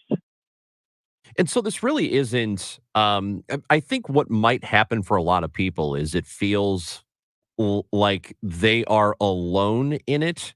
You know what I mean? That they're the only person who has these problems or feels worse at the holidays. But this really is a widespread issue that a lot of people have these same sorts of emotions going into the holidays. Oh, absolutely. I mean, there are good studies out there that, talk about up to 40% of adults having symptoms of anxiety and depression. That it was high before the pandemic. It's worse now. And that in addition to the fact that, access to good behavioral health care is becoming more difficult, in part just because of the numbers, really makes it, some people call it the second pandemic. First, we had the infection, and now we have the mental health crises following the pandemic that are now exacerbated by some of this holiday stress. But yeah, people are in good company. I don't know that they want to be in good company, but I'm telling you, there are just great numbers of adults, and kids is another area of the population that's really underserved and struggling in even greater ways since the pandemic with their mental health issues. So what are the things that we should all keep an eye on, whether it's with ourselves or with the family members that we're seeing, maybe that we don't see every day? But what are things what are maybe cues or just thoughts that we need to be aware of? Yeah, if you think about kind of a level system in terms of you have a baseline of a friend or family member, coworker, and how they function. And so if you start noticing a loss in function, a stay-at-home parent who isn't doing those chores that they routinely do at home, a coworker whose productivity has significantly decreased, a change in a child's behavior, from outgoing and interacting and interested in doing things with their friends, and suddenly the activities that seemed enjoyable are no longer enjoyable. Those are all signs that things have progressed, and that you're going to have to take a second look and consider reaching out for some help. So what kind of help can people get? Because that's the other problem for a lot is they have these feelings, they know something's wrong, they don't know what to do about it. Yeah, access. There was a good study that I think you all even reviewed from Mental Health America, looking at Missouri and how we rank. And it's one of the worst in the country, like bottom 10, right? Yep, we're number 40, and we've gone down 2 from last year and 15 from the previous year. So our overall score in Missouri has gone way down. The one bright spot, if you will, is that access. We actually moved up 5 points, but we're still only at 36. So compared to the other states, we're still in the lower half of the country and way in the lower half, really, when you think about access. So there is a little bit of bright spot there because we moved up some, but just getting access to high quality behavioral health care is a challenge across the country. Missouri's no exception. And one of the comments I made last week, I want to reiterate, because really what I try to tell people to do, we don't have access to psychiatrists, even to psychologists, and sometimes to therapists because of the shortage of those professions. We were in a shortage before the pandemic.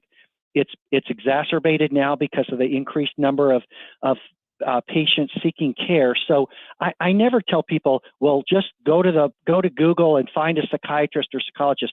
I always recommend that you start with your primary care doctor. Those are folks, pediatricians, family medicine folks, women's health providers, internists, whoever you see.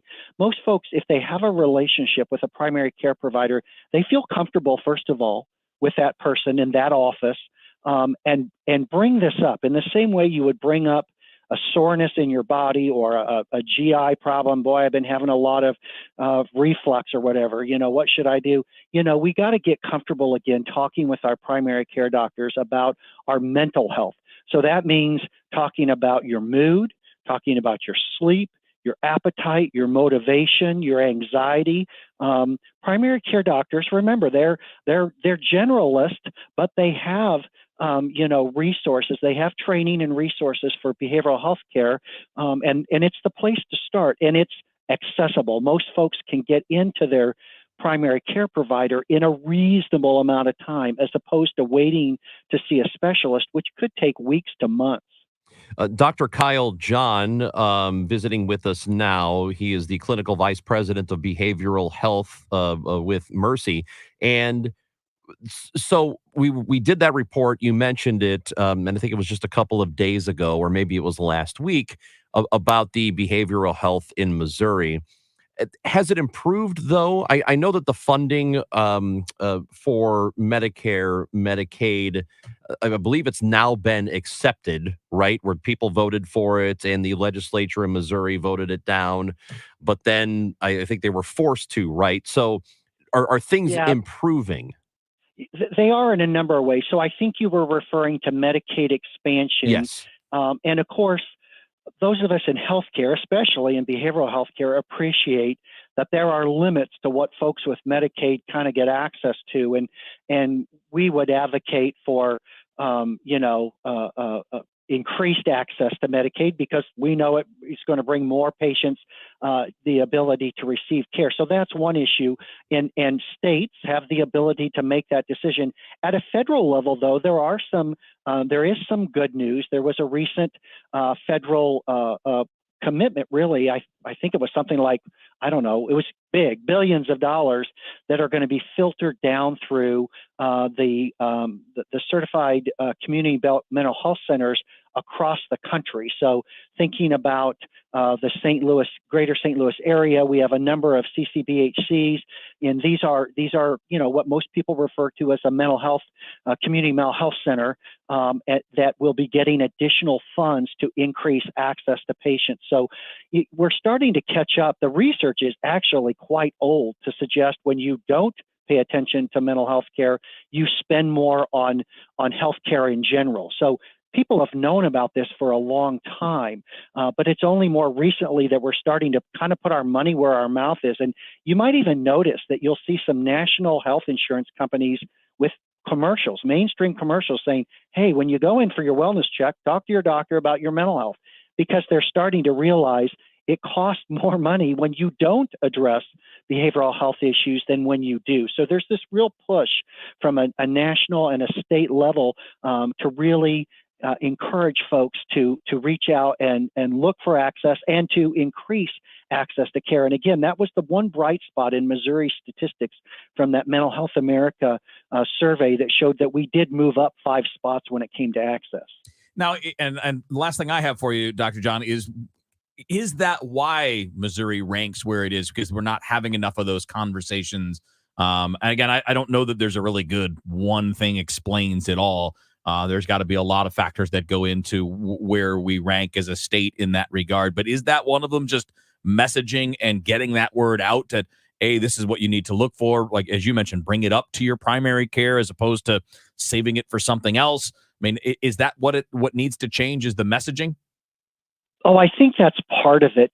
In terms of why Missouri ranks where it does, I think we're a pretty conservative state. And so, we initially didn't expand Medicaid, and we tend to be pretty conservative with our spending. And those aren't necessarily bad qualities, but that kind of, are we more of a pull yourself up by your bootstraps rather than seek care and provide care? I think there is some messaging there that may play to the middle of the country or southern part of the country. When I'm looking at the article as we speak, and when you look to access to care, the states that are the worst are really all along the southern part of the country, with a few exceptions like Indiana and Utah maybe are a couple of the most northern states, but that those deepest, darkest states are in regards to that poor access are along the southern part of the country. And so I don't know if there's a cultural approach, but certainly things are changing, and people are starting to get that message that, listen, mental health care is nothing more than genetically based illnesses that are influenced by our stressors, which we all have, and they are. We have the ability to change them, right? They're responsive to treatment. I mean, that's heart disease, right? We have genetic risk for heart disease. If we don't eat, or if we don't eat well and we don't exercise, that's going to make it worse. But we have access to good cardiac care. It's no different. It's absolutely no different. So talk to your primary care provider, let them know what's going on, see if they can help. And if they can't, they'll refer you to a specialist if that's necessary. We don't always need medicines in behavioral health. We've got great therapies that work as well for both kids and adults. So, that would be my holiday message is, if you're struggling and you feel like it's getting worse, don't keep it to yourself. Reach out. Dr. John, we really appreciate your time today. You, your friends, your family, you guys enjoy Thanksgiving and the rest of the holidays, and we'll look forward to talking again soon. Awesome. Happy Thanksgiving. Happy Thanksgiving to you. That's Dr. Kyle John, Clinical Vice President of Behavioral Health at Mercy. And again, just a couple of really good bits of information to keep in mind as you gather with friends and family members during the holidays. And of course, this week being Thanksgiving week, kind of the beginning of all of those gatherings throughout the course of the next 5 or 6 weeks. All right, stick around. We got a whole lot more coming your way a little bit later on. We're going to get back to the top stories of the day. We'll do that after 12 o'clock. Up next, we're going to talk about, we're going to talk about somebody that is suing to witness their parents' execution in prison. So it's going to be it's a wild story and an interesting one. We'll get into that next up on the show. How would you like to come home to a bartender who will fix you any cocktail you want? I'll have an old fashioned. I'll have a margarita. Now you can with the Bartesian Home Cocktail Maker. Bartesian is a sleek machine the size of a coffee maker that makes premium cocktails at the touch of a button. Choose from over 50 different cocktails, from classics to the most exotic premium cocktails served in the best bars today. You'll always get freshly mixed, perfectly balanced cocktails with the Bartesian Cocktail Maker. And now get Bartesian's best Black Friday deal ever at bartesian.com/cocktail. Entertaining? The Bartesian is ideal for parties. No need to stock all kinds of individual mixers for complicated recipes. Every guest gets the cocktail of their choice in seconds. The Bartesian makes a wonderful gift for anyone who loves a fine premium cocktail. Now get Bartesian's best Black Friday deal ever. It's available right now, only at bartesian.com/cocktail. That's BARTESIAN.com/cocktail for Bartesian's best deal ever, only at bartesian.com/cocktail. Hey guys, it's that time of year. It's time to consider the Tree of Hope campaign that's going on at Cardinal Glennon. Now, we here at KMOX, along with all of our sister stations in the Odyssey St. Louis group, are happy to partner with such a generous community. I mean, the people of St. Louis, all of you listening, have been so great over the years at helping us and helping everyone support the Tree of Health campaign with SSM Health Cardinal Glennon Children's Hospital. And this is always a need, right? These are needs that are happening year-round, but we take this time of year to give you the opportunity to make a year-long difference. If you want to donate, it's simple. Text HOPE to 20357. That's HOPE to 20357. Or you can go to KMOX.com/Cardinal Glennon to make the donation there.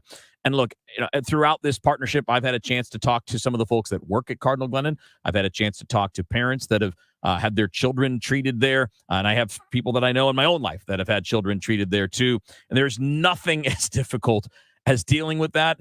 And look, sometimes there are issues. Like there are a couple things that, you should keep in mind, that there are programs and facilities and in treatments that are not always covered by insurance. Well, they're taken care of by Cardinal Glennon. The family's ability to pay is never a concern. They're going to take care of these kids regardless of the family's ability to pay. And part of the reason they're able to do that with the best technology around, with the best resources around, is because of people like you and me. So again, please text HOPE to 20357 to donate during the Tree of Hope campaign. You can always go to KMOX.com/Cardinal Glennon. Home Sweet Home mission is to give underserved families a sense of pride and to improve the quality of their lives by providing basic household furnishings. To learn more, go to homesweethomestl.org. If you or someone you know is experiencing a mental health, suicide, or substance use crisis, call, text, or chat 988. There is hope. The Lifeline works. 988 for 24/7 confidential support. A message from the Missouri Department of Mental Health. Hi, this is Ken. And Laurie Heisey of Heisey Advisory Group. We're dedicated to helping individuals and families work toward their financial goals. Join us Sundays at 9:30 a.m. for Your Retirement Highway. Investment advisory services by individuals through AE Wealth Management, LLC. The Dave Glover Show is excited to partner with Hardee's and Operation Food Search for the Holiday Food Drive. While supplies last, stop into any metro area Hardee's and make a donation of at least $1 to benefit Operation Food Search and receive a limited edition DGS Holiday Bumper Sticker. All donations will benefit Operation Food Search to help children and families facing food insecurities. Get all the details about the campaign, or if you want to make an online donation, head to the KMOX.com events page now. The show, sponsored by Straight Realty, your St. Louis area experts. Why pay more than 4? 314-441-4444. Chris Ranji. Wonderful bones, great eyes, and you dress really interesting. On the show.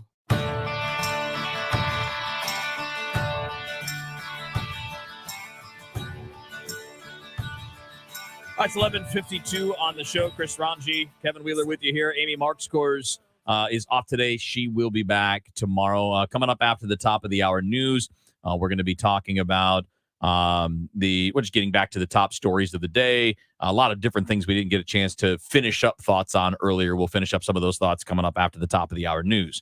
Raj, did you see? I mean, I know you did, but we've been kind of kicking this around and planning on having it on the show. But there's a 19-year-old woman who is the daughter of a Missouri man that is facing the death penalty. He is set for execution next week. And his name is Kevin Johnson. Her name is Corianza or Corey Ramey, and she wants to be present for the execution of her father. And at this point, that is not legal. You're not allowed to do that if you're under the age of 21. She is 19 years old. And I'm endlessly fascinated by this. I mean, I don't want to try to get into the psychology of it. I'm not qualified to talk about that. But I do think, isn't it fair to say that if you are of legal age to vote, if you are of legal age to go serve in the U.S. military, if you're considered a legal adult at 18, I'm not sure why you can't make your own choice in this matter. Well, I would think you'd be allowed to. I mean, she is technically an adult, and the law is that you have to be 21, as you've said. I don't know if there's any real good reason for that to be the date. Seems like an arbitrary age, and you can argue against the death penalty, and I certainly do. I don't think it's generally a good idea. I think, and this person is guilty of this crime. There doesn't seem to be. Yeah, I mean, no one's denying he killed a police officer. He killed a Kirkwood police officer. Yeah, So- Sergeant William McAtee. Yeah, and he did not say he didn't do it. I mean, his argument against it, and they tried to get a stay of execution from the governor, who declined. The argument was he was 19 and he had been abused as a child, and so he turned out bad, and he did this crime when he was 19 years old. That's not the argument here. The argument here is whether or not she should be allowed to do it. It is no fault of her own that she can't be with her father, or that her father did what he did, right? That he committed that crime. And if she's an adult, I don't see why you wouldn't allow her to go in if she wants to be there. I don't know if that's something I can't imagine myself being in that situation, but Right. I also don't know if I would want to be there. But if I did, I think I should be allowed to be, especially if I'm an adult. I mean, if you can be in charge of your own affairs, right? Yeah. I mean, if you're 18 years old, now you can't do everything at 18 years old. You can't have a drink, for example. But and I understand this is not a common thing, right? This is not going to come along all the time. So I know that it's not necessarily something that would get addressed on a regular basis. So if you pick that number 21, I mean, obviously this is the first time it's being challenged. So it's I don't think there's any ill intent behind the law. It just simply, to me, if you are legally an adult and you want to be present for something like this involving a family member, logically speaking, I don't see there's any reason why we should prevent that as a society, why we should prevent that. It may not be best for her, but I have no idea what's best for her. I mean, Right. who does? She knows better. Her family members would know better. And it's not, I think it gets back to my point. It is not for the rest of us to determine that. And I know it's on the books, and she's getting help. By the way, the ACLU is helping push her case. I don't know that I want to say that I'm rooting for someone to be able to be there while their parent is killed by lethal injection. I'm rooting for her to get what she wants. But again, this is a very personal thing. This should not be up to you and me. Right. This should not be up to voters. This should not be up to other people. This should be up to the immediate people involved. You and your family, period. That's all. There's no greater good being protected here. There's no greater harm being prevented here. This is entirely about a family's decision. Yeah. This should not be anybody else's business. And she has to deal with the fact her dad committed a crime. And again, it's no fault of hers. She did not cause him to do that.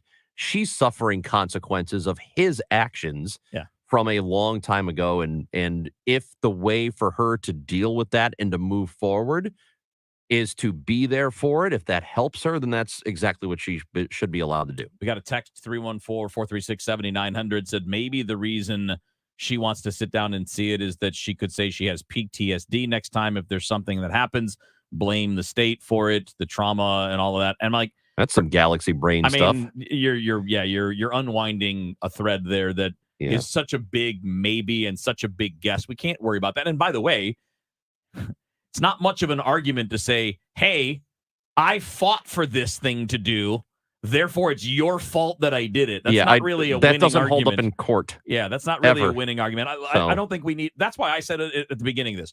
We don't need to be trying to determine the psychology of this, what's the good or the bad of it, because we are not in position to know. It doesn't impact us. My position is it's not the state's business. It's not our business. This is family business, and it should be left to that. Well, we appreciate your texts, even the silly ones, to 314-436-7900. All right, coming up after the top of the hour news, we're going to recap some of the top stories of the day here on the show on KMOX. Hey, KMOX listeners, Roger Wigginton here at Don Rogers Limited, 6727 West Main in Belleville. Well, we're certainly getting deep into fall. Holiday season is right around the corner. Hard to believe, but it is. At Don Rogers Limited and our men's and women's apparel departments, we are fully stocked. The assortment is incredible. But for holiday wearing or holiday sharing, think of Don Rogers as your one-stop shop. If you need a special gift of men's and women's apparel, we've got it. If you're looking something for yourself that's cute and different for the holidays, we've got it. You know, we've got a huge selection of men's and women's sweaters, probably more sweaters than any store in the area. Plenty of free parking, free gift wrap on in-store purchases, free alterations on in-store purchases. You know, we'd love to have you stop by. Of course, always great service. Don't forget, we're located at 6727 West Main in Belleville. Park at the door, walk in, get waited on. We'd love to see you. And as always, thank you so very much for listening to our commercial. KMOX, KECK HD2, K254CR St. Louis. The home of the Cardinals, KMOX. Always live on the free Odyssey app. Let's talk real estate for a minute. The St. Louis market is kind of tricky for home sellers right now, with home values going down and not selling as quickly. Now is not the time to risk losing precious equity on your home. This is Debbie Monterey, and I always recommend calling Gloria Liu with your home sold guaranteed realty. Gloria is the best. She's experienced every type of market, both good, great, and the not so good. So before you list your home for sale, call Gloria, and here's why. Gloria Liu will guarantee to sell your home at your agreed to price and time frame, or she'll buy it herself, guaranteed in writing. Gloria already has the buyers, thousands of buyers in her database. In fact, your home may already be sold. Gary and Angela called Gloria and sold their home even before it listed because Gloria had several buyers looking for a home in that area. Call Gloria Liu today at 314-325-6888, 314-325-6888, or find her online at gloriahasthebuyers.com. Mid-America's most trusted source for news. KMOX. At 12 noon, it's a sunny sky, 57 degrees downtown at the Arch. I'm Michael Calhoun. Our top story this hour, a false alarm at a school in South St. Louis. This is Kevin Killeen outside St. Mary's, where it seems like a tranquil, sunny day, but there was a herd of police cars that showed up along with the red ambulances after a false report was phoned in that there was a shooting at the school. There never was any sort of incident like that, and the school day is being cut short. Students are being sent home early. A few police cars here, and the big question is who called in the false report and what sort of consequences will they face? Getting out of town today? If you're planning on traveling by air today, bring a good book for what's likely to be the busiest day of flights during the Thanksgiving holiday week. The FAA says the total number of flights are expected to reach 48,000 today, or more than 1,000 above any other day this week. Courtney Donahoe, Bloomberg Radio. How much will it cost to drive to Grandma's house this Thanksgiving compared to last? Prices have continued to drop. Last year, we paid about $3.17 a gallon on Thanksgiving. Right now, we're at $3.20. So St. Louis may be one of the few places in the country where prices this Thanksgiving are actually lower. Patrick DeHaan's the head of petroleum analysis at Gas Buddy. He says prices are down 10 cents in the past week in St. Louis. One of the people being hailed as a hero for their actions in subduing the shooter at a gay club is talking about the incident. CBS's Janet Shamlian has the latest from Colorado Springs. These are good people, man. These were all kids. Richard Fierro was at Club Q with his family when he heard gunfire, and his instincts as a former Army major kicked in. I needed to save my family. And that family was, at that time, everybody in that room. Investigators say Fierro's actions, along with that of another customer, Thomas James, saved lives. But sadly, his daughter's boyfriend, Raymond Green Vance, wasn't one of them. He was dancing with my kid, and my daughter got to spend her last day with him happy. Authorities say they're still looking into a motive. 5 people died and 17 others were shot in Saturday night's attack. The First Mid Bank and Trust business desk, just in time for furnace season. Natural gas rates are going up because of the cost of wholesale gas increasing. Spire has permission from the state to raise what St. Louis area customers pay from about 60 cents per 100 cubic feet of natural gas to 71 cents. That's a smaller increase than what Kansas City area customers will see. Ameren, Missouri says you can save money by being smart about Christmas lights. Shelley Harmon is the manager of energy efficiency. LEDs are the way to go. That's one tip to help manage your energy use. They use 75% less energy than those incandescent strands. Harmon says to put them on a timer to avoid them being on during the day, wasting energy. The Dow from Stifel's up 261 points to 33,961. The news is sponsored by Michael's Flooring Outlet, the flooring experts, michaelsflooringoutlet.com. And we've got some debris on 141 going south past Lakefront Drive, and a crash on 70 West at Zumble's been cleared. There's a stall 270 north at 44. Right lane's closed. Stall 70 east at 370. Left lane is closed. It is going to be a sunny, nice, mild afternoon. The high near 60, lower 30s tonight, and then back up in the low to mid 60s tomorrow. Will be chillier for Thanksgiving with some showers, especially in the afternoon. Highs about 50 to 54. I'm AccuWeather meteorologist Dean DeVore, the voice of St. Louis, KMOX. Sponsored by Jerry Kelly Heating and Air Conditioning. Right now, it's a sunny sky, 57 in Florissant, 57 St. Peters, 57 downtown at the Arch. I'm Michael Calhoun, KMOX News. Equip your home with a furnace AC combo from Jerry Kelly for just $187 a month with approved credit, minus what you'll save on your energy bill, of course. A whole system, just $187 a month for a limited time at JerryKelly.com. The Show, sponsored by Straight Realty, your St. Louis area experts. Why pay more than 4? 314-441-4444.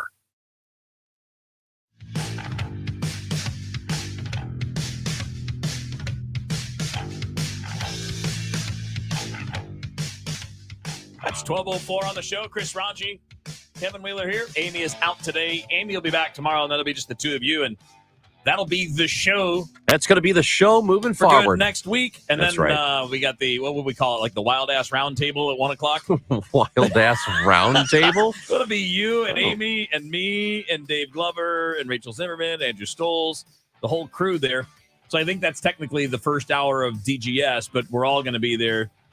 That's going to be a wild ass hour. It's going to be like a hip hop concert, like 50 people on stage. It's going to be awesome. We're doing the new thing, 10 to 1. It's Amy and me. Yeah.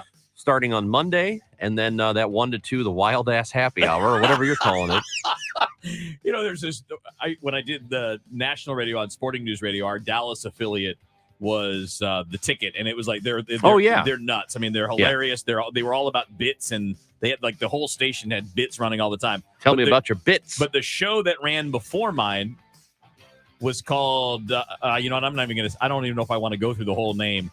The host of the show's name was Dick Hunter, and it was his P1 Wild Ass Circus. Okay. So P1, for the radio term, a P1 is a person who listens to the station all the time. Right. Day and night. Your hardcore listeners. Yeah, the hardest of the hardcore listener is a P1. Yeah, so it was goofy and wild and all of that. So that's kind of what I'm picturing this 1 hour to be. And then from 2 to 5, regular DGS. Obviously, Trish is going to be spending more time at home. Trish Gazelle. She'll still be at Y98. She'll still be doing her thing. KZK. I'm sorry, KZK. She'll still be doing her normal morning shift there and all the way through. But she could do it from home. Right. You can't do the Dave Glover show Well, it's from also home. an extension of the time, too, right? I mean, it's not till 5 o'clock. So Trish has decided to spend more time with family and be at home and more time doing what she wants to do. And I'm going to be sliding in there and bugging Dave and Rachel and Andrew. So one way to look at it, Ron, is I'll probably be bothering you two less.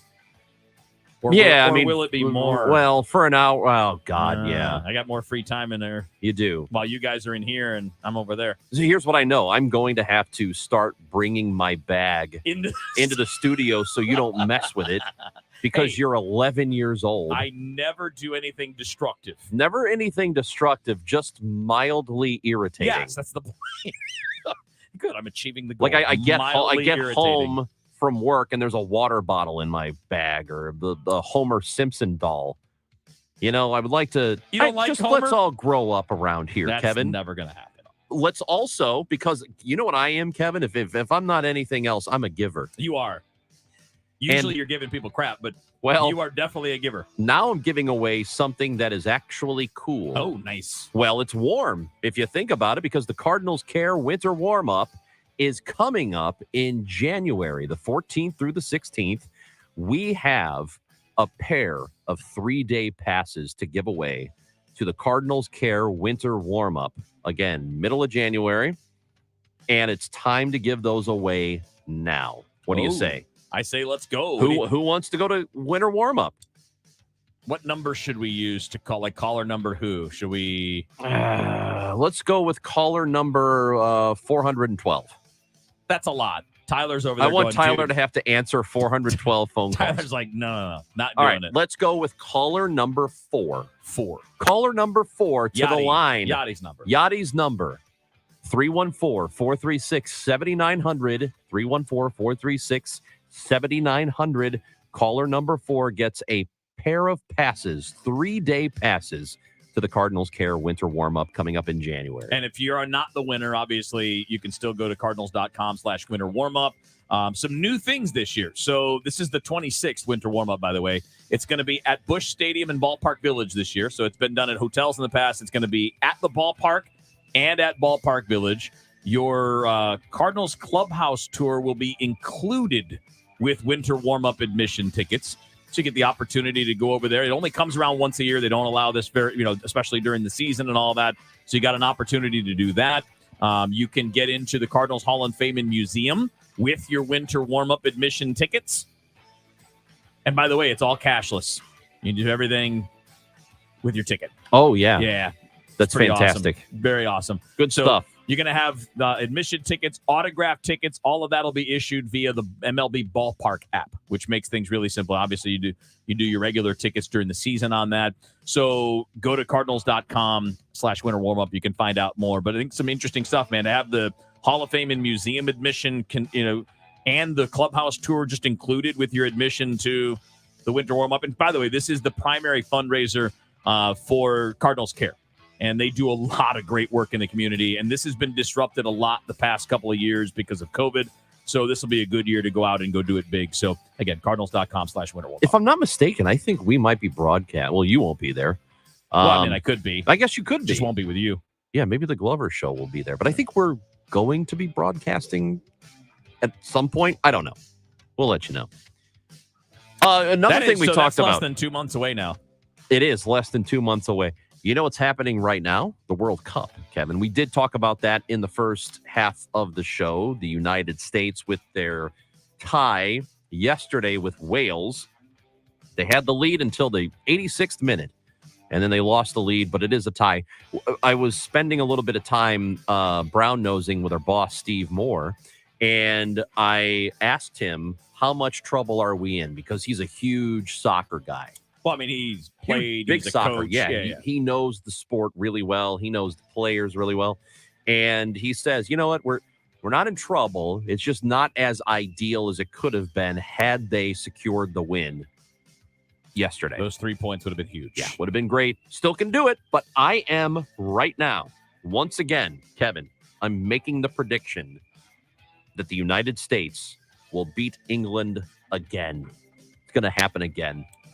Well, it happened famously in 1950, right? It did. I mean, that's one of the biggest upsets in World Cup history. We had one earlier today. Saudi Arabia beat Argentina. That was a big one. There's a movie about that in 1950. I know. And they filmed a lot of it on the Hill. It's because a lot of the players were from the Hill. That's right. And Gerard, why do I keep forgetting his last? Gerard Butler. Butler from 300. He's in it. I think the movie's from like 2006. Can't remember what it's called. No, I think you're right. But I mean, I think there was 5 St. Louis natives that were on the team and 1-0 upset. It's a big deal, man. Yeah, let's go. Let's go. I mean, look, it's going to happen again. That was 1950. We're more than 70 years past that. It's time for another one. Yeah. Because Raj, I hope your prediction is right. Yeah, well, come on. You hope? It is. Okay. Trust me on this. Okay. I trust you. Yep. And there's not another that great much. watch party at Ballpark Village. It'll be on Friday. It was a good time yesterday. It was great. It was for good. a Monday. And I got to tell you, Friday is probably it's going to be packed. fun. I mean, a lot of people off work. I do think a lot of people are off work this week in general. You just tag it on to the holiday and you can have a full week off, just a couple of days vacation. But it was a great crowd yesterday when the U.S. scored. It was pretty phenomenal. That was pretty phenomenal. Yeah. The crowd, I mean, it felt like being in the middle of it, being at the ballpark, right? It felt like being at a Blues game. Like it was that kind of a celebration. You had the smoke, you had cheers, the high fives, the whole deal. I had to leave after that to come back here, but I'm guessing it was a little more subdued on the tying goal. Yeah, it was. It was a bummer. Yeah, and it was a penalty. It was a clear penalty. I think we were trying to. We were hoping in the moment that the virtual ref would say no penalty, but it was clear. It was clear and obvious. So, whatever. Just gonna have to go get them on Friday. Listen, you just got to do the job for the next couple of games, and you can be okay with that. So let's go. We talked a bit about travel earlier too. Travel for the holidays. I mean, I know that's a huge topic this time of year, and it sounds like it's getting back. It's not all the way back to where it was pre-pandemic, but it's continuing to grow each year. That's going to be the case. It's never going to be just like the floodgates reopen and everything's back to where it was. Think about, and I know this is it's not a perfect analogy, but I think it's a similar one with baseball coming out of the lockout in 95 or coming out of the strike year. Like it just kind of gradually built back up to normal. It wasn't like open the gates and everybody's back. It's been that way, and I would think this year it's going to be. Every prediction I've seen. I heard this on TIAM this morning. That people are going to be traveling more, but not as much as before. And some of that probably has to do with the economy. I mean, of course, if you have to make a decision based on finances, because every distance, every trip is a little different, right? If you have to get a hotel and every circumstance is different, I understand completely why people might still have to be like, we're not back to normal yet because we're getting smoked. Yeah, on a financially. day-to-day basis, yeah. Yeah, I have a recommendation for holiday travel, though. So for traveling on Wednesday, traveling ahead of Christmas, here is my one recommendation. It is a fail-safe, and it will make the experience easier, I promise you.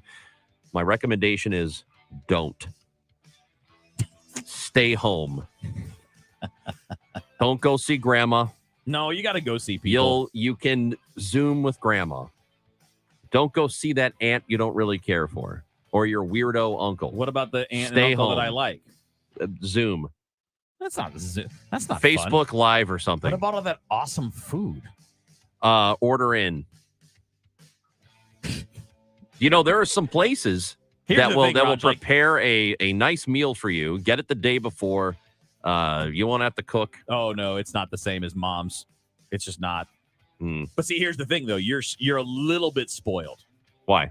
Because everybody's in range of you. And even in your time when you lived in Chicago, you're still in you're in a half a day's range where you can just drive down the day of and then go back the night of or the next day, and it's no big deal, right? You've always been within range. Yeah. I'm not within range. No, you're not within range. That's why I'm recommending you just stay home. No. I can't do that. I mean, you could. You can do whatever you want. No, you understand. You don't want to. Like when you only see your brother and sister a few times a year, you don't want to miss that. When you only see mom and dad a few times a year, you don't want to miss it. It's fine. You got Ron's just like, but I have to cross a river. Yeah, you have like 14 brothers. Just skip it. I have one brother and one sister. Nah, you got there's 12 people in your family. And we got a few little kids. It's gonna be so easy to stay home. You're gonna love it. No, I'm not staying home. And then when it's over, getting the hell out of Dodge. No, because when you're driving back, that's the worst. Driving back totally sucks. It's the worst. Yeah, and on Sunday, it's really going to suck because everybody's going back on Sunday. I go to Chicago a lot to see my friends, my pals, my buddies, my amigos, and everything's great on the way up, but it's the driving back on Sunday that is awful. I'm just like, I don't want to do this. I don't want to get in the car. It's only 4.5 hours, but it feels like an eternity. My recommendation, stay home. You're going to love it. All right, that's going to do it for the recap. Coming up next, we're going to talk about a movie maker who's basically saying he is saying, if you don't like what I'm doing, don't see my movies. We'll tell you who that is and why he's saying that next up on the show.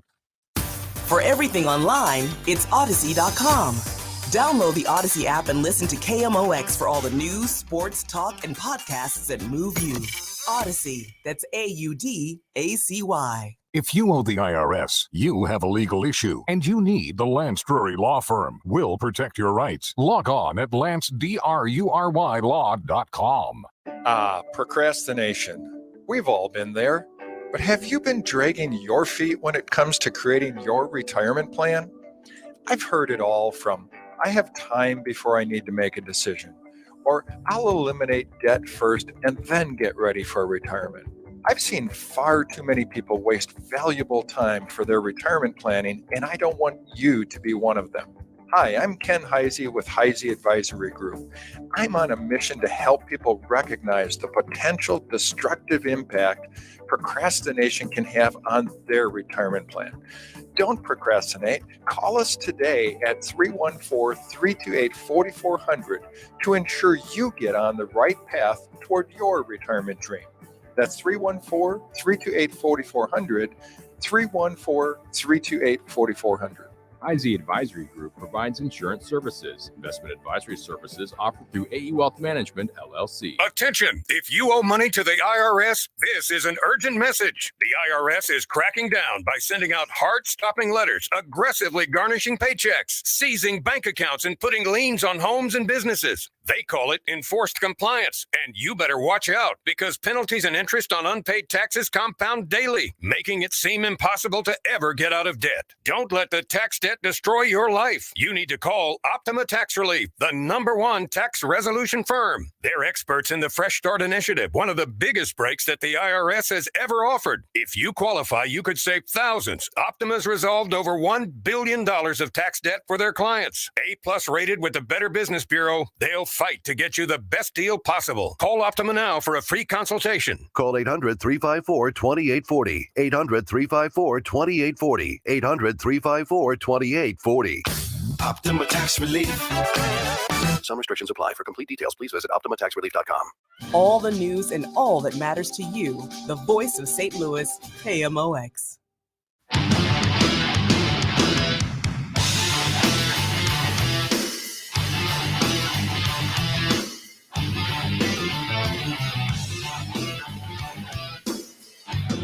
All right, coming up on 12:20 on the show, Chris Ranji and Kevin Wheeler with you. Amy out today. She will be back tomorrow with Ranj. Ranj, you like Quentin Tarantino? Yeah, I think he's all right. Yeah? Yeah. Like just all right, or are you kind of a fan? I like him. Yeah. Yeah, I like him. I shouldn't say that. I don't mean him. I mean his work. Like his movies, his style, the way he does things. Because for me, I don't know him as a person. He seems funny and quirky and weird. But I do like his movies. He seems kind of creepy to me. But I'm not a fanboy, though. I'm not like, Quentin, he made it, so it's going to be amazing. But I have enjoyed a lot of his movies. I mean, it's just the truth. I love Pulp Fiction. I'm not cultish about it. It's not like I watch it every few weeks or anything. But I mean, it was a great movie in its time. It relaunched John Travolta's career. Samuel L. Jackson became one of the biggest stars on the planet following that role. There was a lot of greatness about that movie. But his movies are, you have to be okay with some things. Yes, you do. You have to be okay with some violence. Obviously fictional, of course. You have to be okay with foul language. Because there's going to be a lot of that. And he apparently has been getting some pushback. Well, yeah, he's been getting some pushback because he has a lot of the violence in the films, and he has a use of the N-word, a lot of it, in a lot of his different movies. Amongst many other words, but that's the big one that he's getting heat for. Right. Well, even in Pulp Fiction, he himself is saying it a few times, and it's almost like I've always thought that was kind of weird. They really, in the scene, and the one I'm talking about, where they go to his house. And they're trying to clean up the dead body in the car. Yes. Everybody knows the scene. Yeah. And he says it multiple times, and it's almost like he relishes saying it. It's just, I don't know. I've always thought the scene was kind of weird. He says it awkwardly, but I think that was kind of the point, is who that character was. I think it was. Now, that's the key part in a lot of this, right? Is that the human beings, the actors, the movie maker, whatever, they're not the ones that are espousing these things. It's the character that they're portraying. So he has an interview with Chris Wallace. And Chris Wallace, the show he's got now is Who's Talking to Chris Wallace. And Tarantino mentions that his job as a filmmaker is to continually manipulate your emotions. You laugh, and then, okay, now you stop laughing because I've done something here. Right. And so Wallace asks him to expound on that. A bunch of other strangers. So you talk about being the conductor and the audience being the orchestra. So when people say, well, there's too much violence in movies, they use the N-word too often, you say what? You should then see something else. Really. It's like, if you have a problem with my movies, there's other movies to go see. Apparently I'm not making them for you. I mean, that seems pretty simple. And I do think intent matters too, right? Like when you have something that's done simply for gratuitous reasons and it's not advancing a story. Like he got a lot of the conversation about that was not just related to Pulp Fiction, but to 12 Years a Slave. Yeah. And they use the N-word, like 300 times in that movie. Well, look at the era and the society that's being portrayed in that movie. I mean, that wouldn't have been an uncommon thing. And I really think it's interesting that one of the strongest defenders of Quentin Tarantino is Samuel L. Jackson, who's delivering a lot of the lines, right? He's the one delivering the lines in Pulp Fiction. I don't know if he's been in every Tarantino movie, but he's been in almost all of them and always in a prominent role. And I think that's the important part about these things. It's how is it being used? Is it being used just to get your attention? Is it being used to make a point? Or is it simply This is the era in which this story is being told, and this is how people acted in that era. Right? I mean, we see this in a lot of period pieces. For example, not just when it comes to race, but when it comes to how women are treated and how characters talk to women and talk down to them and treat them like children. I mean, we obviously don't condone that in real life. It's a terrible thing, but that's how it was.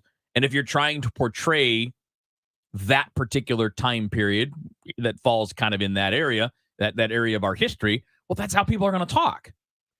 I suppose I would, absolutely listen if somebody of color who feels like maybe it's a little bit too much or shouldn't be used at all, or that a white filmmaker shouldn't be inserting those words into a script. If they have a problem with it, then I'm listening. I have to listen to that. And I don't think it's not really up to me to decide if that's offensive or not. I don't think it's up to any of us in this room, Well, we to can be all honest. be offended by anything we want. Well, no, what I'm saying is it's not up to us. I shouldn't say want. It's not up to we're us. offended by what we're offended by. It's not up to us to decide what is offensive as far as that goes. I haven't heard a lot of people, people of color who have been in his movies are not really attacking him for it. They don't seem to be criticizing. Pam Grier just did an interview and talked about it and said, no, like that's not. And Jamie Foxx and Jamie Foxx Samuel Jackson and all these people who have been in his films, if they are okay with it, then I guess I have to be okay with it too. I don't see how I can find something offensive if the people that word means a lot to are not offended by it. There are a lot of terrible things in his movies. There's violence against women in his movies. Right. There's violence in general that would be considered, and again, the portrayal of it could be considered gratuitous, right? Like the backseat scene in Pulp Fiction. People could argue that was not necessary. Of course. Well, but the point is not that you can't be offended by things. Of course you can be, because it hits you how it hits you. Right. It does. I mean, every one of these things. But there's so many things in the movies that you could have that same feeling about. The argument isn't you can't make that movie. The argument is I don't like that. Here is my reason for it, and that's totally valid. And therefore, I'm not going to see that movie, which is what Tarantino's saying. Yeah, and I think that's perfectly fine too. If it's a thing that bothers you and you don't want to see it, then absolutely don't go see it. We had a similar discussion not that long ago when we were talking about book bannings and people not liking the subject matter of certain books. And my response to that is basically the same. Then don't let your kids read it, or don't read it yourself. But that doesn't mean you ban the book. It doesn't mean you make it so that nobody can see those things. And I do think that the way something is being used matters. If a word or a visual image, or obviously in this case we could moving images in a movie, if they're being used in a way that the intent is harmful, if they're being used in a way that is clearly intended to be disrespectful or terrible or whatever, well then yeah, obviously we can criticize that in that way. But that's not really been the case in these stories, and I do think there's a similar line of thought when it comes to the conversation about books. I believe this particular thing is probably a non-story, unless you do have, like I said, a number of people of color who are uncomfortable by it. Then it is a story, because I think you have to listen to them. You have to listen to people who are affected by that word, or people who are affected by I think the violence is a separate issue, to be honest. I don't think it's the same thing as the use of the N-word. That's completely different. So what I'm saying is, if people are affected by that or feel affected by the use of the N-word in movies, you have to listen to them. The violence, that's separate. And for me, if you don't like the violence, don't watch a violent movie. It's that simple. Chris Raji, Kevin Wheeler with you. It is the show here on KMOX.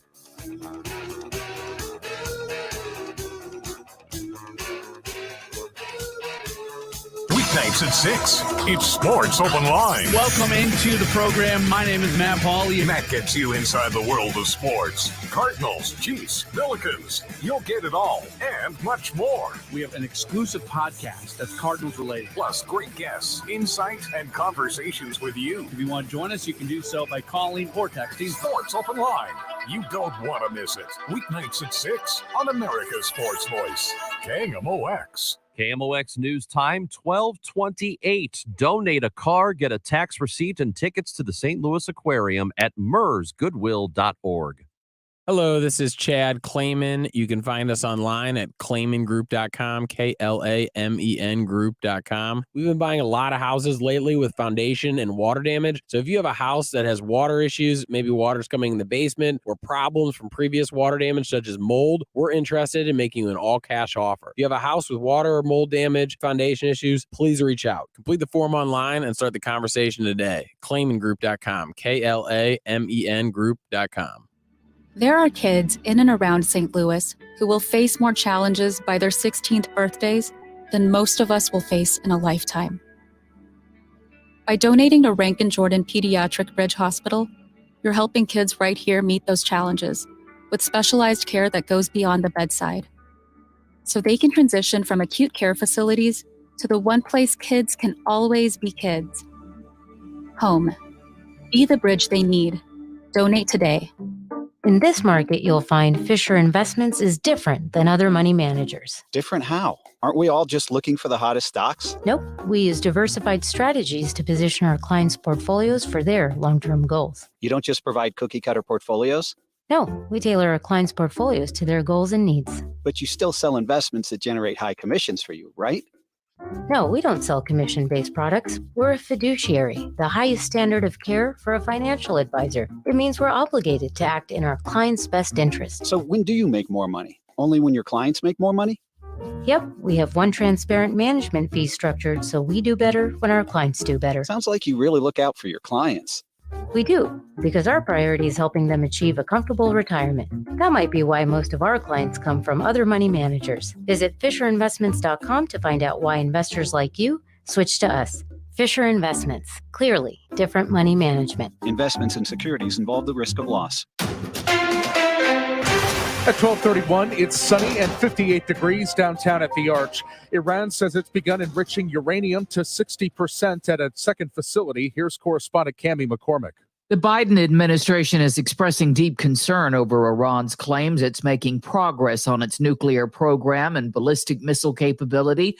National Security spokesman John Kirby said all options are being made available to President Biden. An atomic bomb requires uranium enriched to 90%. The White House will not independently confirm that Iran is close to 60% at an underground site. Indonesian rescuers use jackhammers, circular saws, and sometimes their bare hands to shift the rubble of flattened buildings as they searched for the dead and missing from an earthquake. The 5.6 magnitude quake has killed at least 268 people.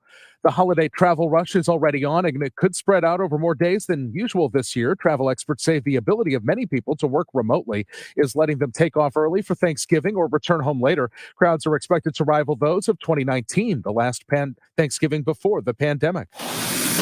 We've got a stall on 270 South at 180 on the right shoulder, 44 West at 55. Some debris on 44 going west at Vandevetter has the right lane closed. And the weather is sponsored by St. Louis City SC. Mild this afternoon with the high of about 60. Clear overnight, the low 34. For tomorrow, a high between 60 and 64 degrees. And some showers are possible for Thursday with a high between 50 and 54. The new MLS club is hiring stadium employees for the historic inaugural season. To work for St. Louis's professional soccer team, visit stlcity.com, stlcitysc.com/jobs. That's stlcitysc.com/jobs. 58 degrees downtown at the Arch. I'm Michael Calhoun, KMOX News.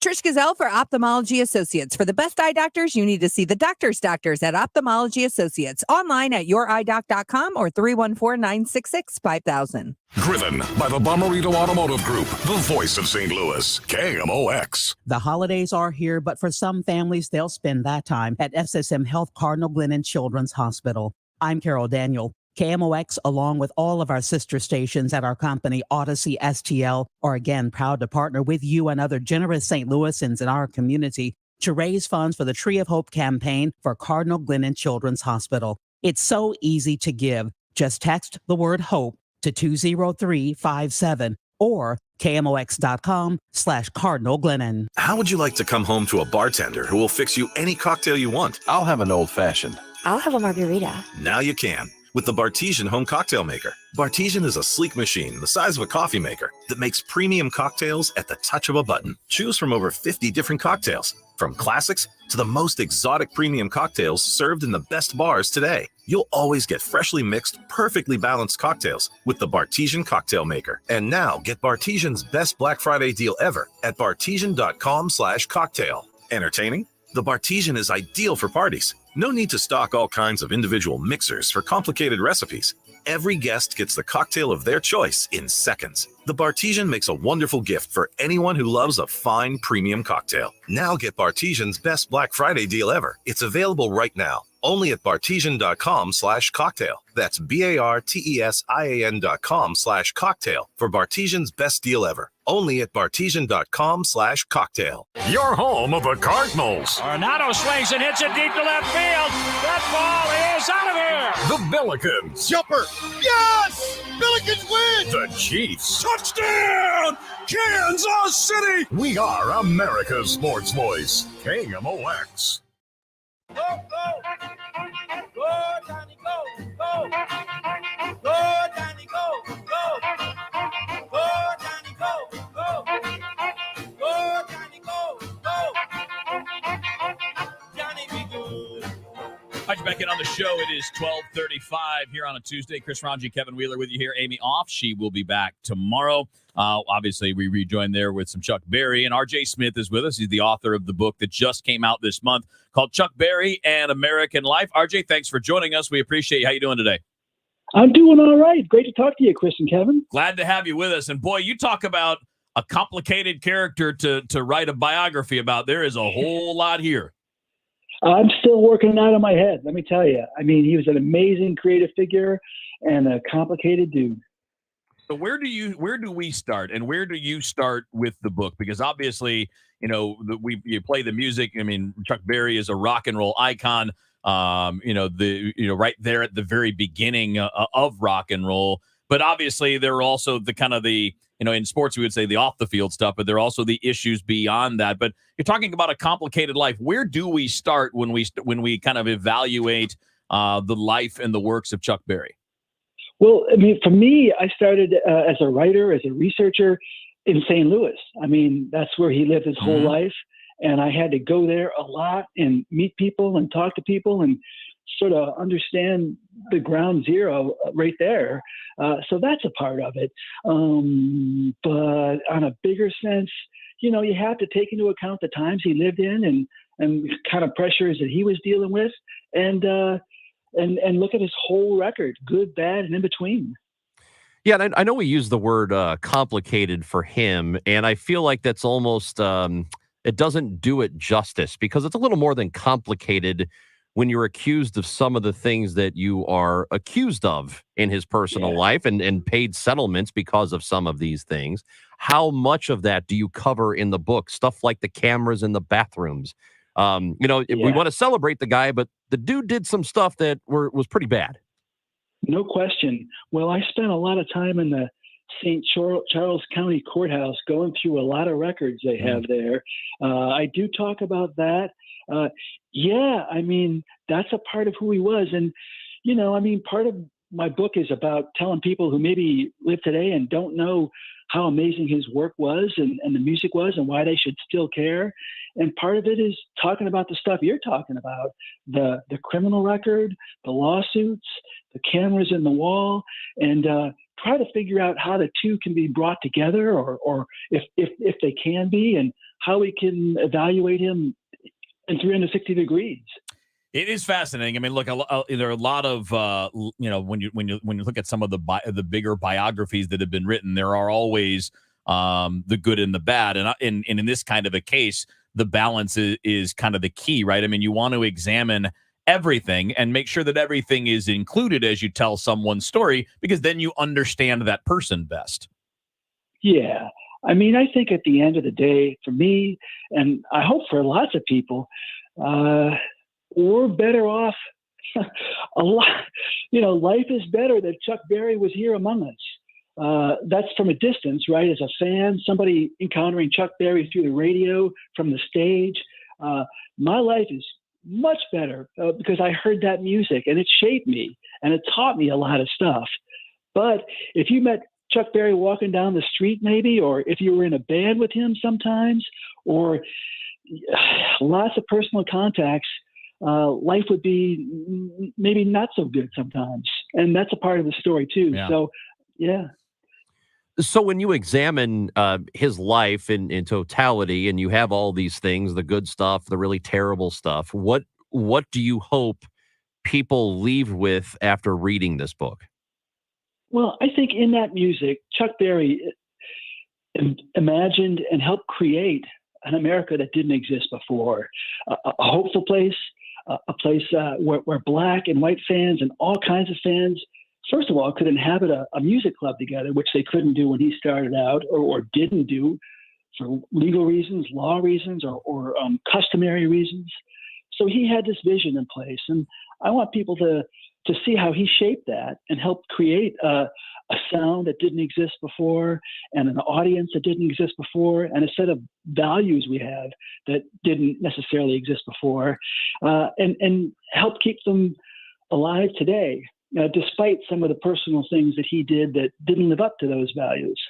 There are a lot of stories of famous people that were, whether they were innovators or not necessarily the point, but that's not an unusual element to have each of these types of people have a dark side to them. And obviously, we know that with Chuck, it was the bad was pretty bad. And obviously on the musical side is where you're talking about that kind of transformational thing. And that is where it's interesting to me, is that in a sense a trailblazer musically, but as you pointed out, socially crossing boundaries that typically weren't crossed there before. And that's where I guess we can say that the accomplishments are one thing, the person is another, correct?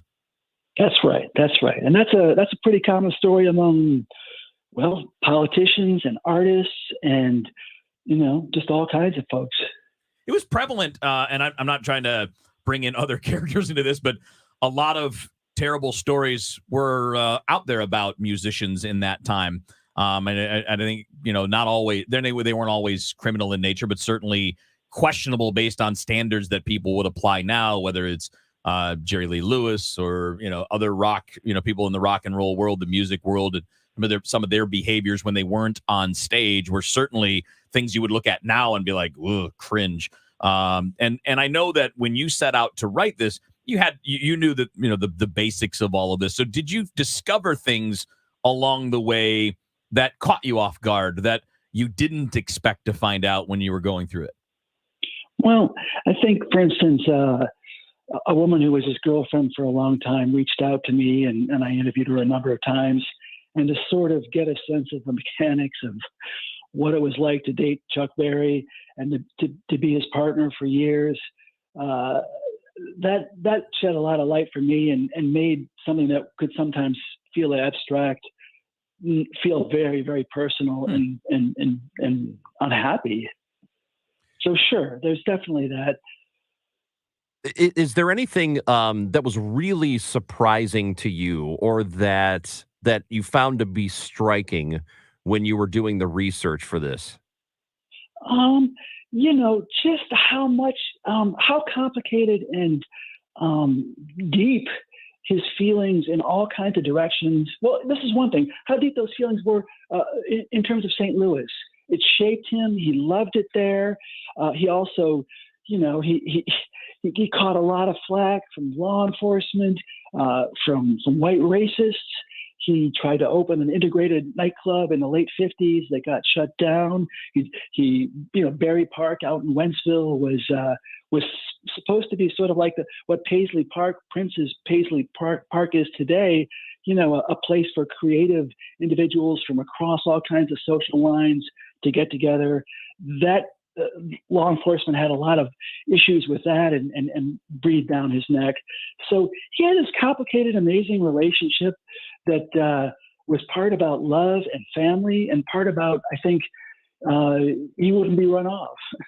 that was interesting. So, just what drew you to the story, RJ? I mean, I'm assuming the music is what kind of was the genesis of your interest in Chuck.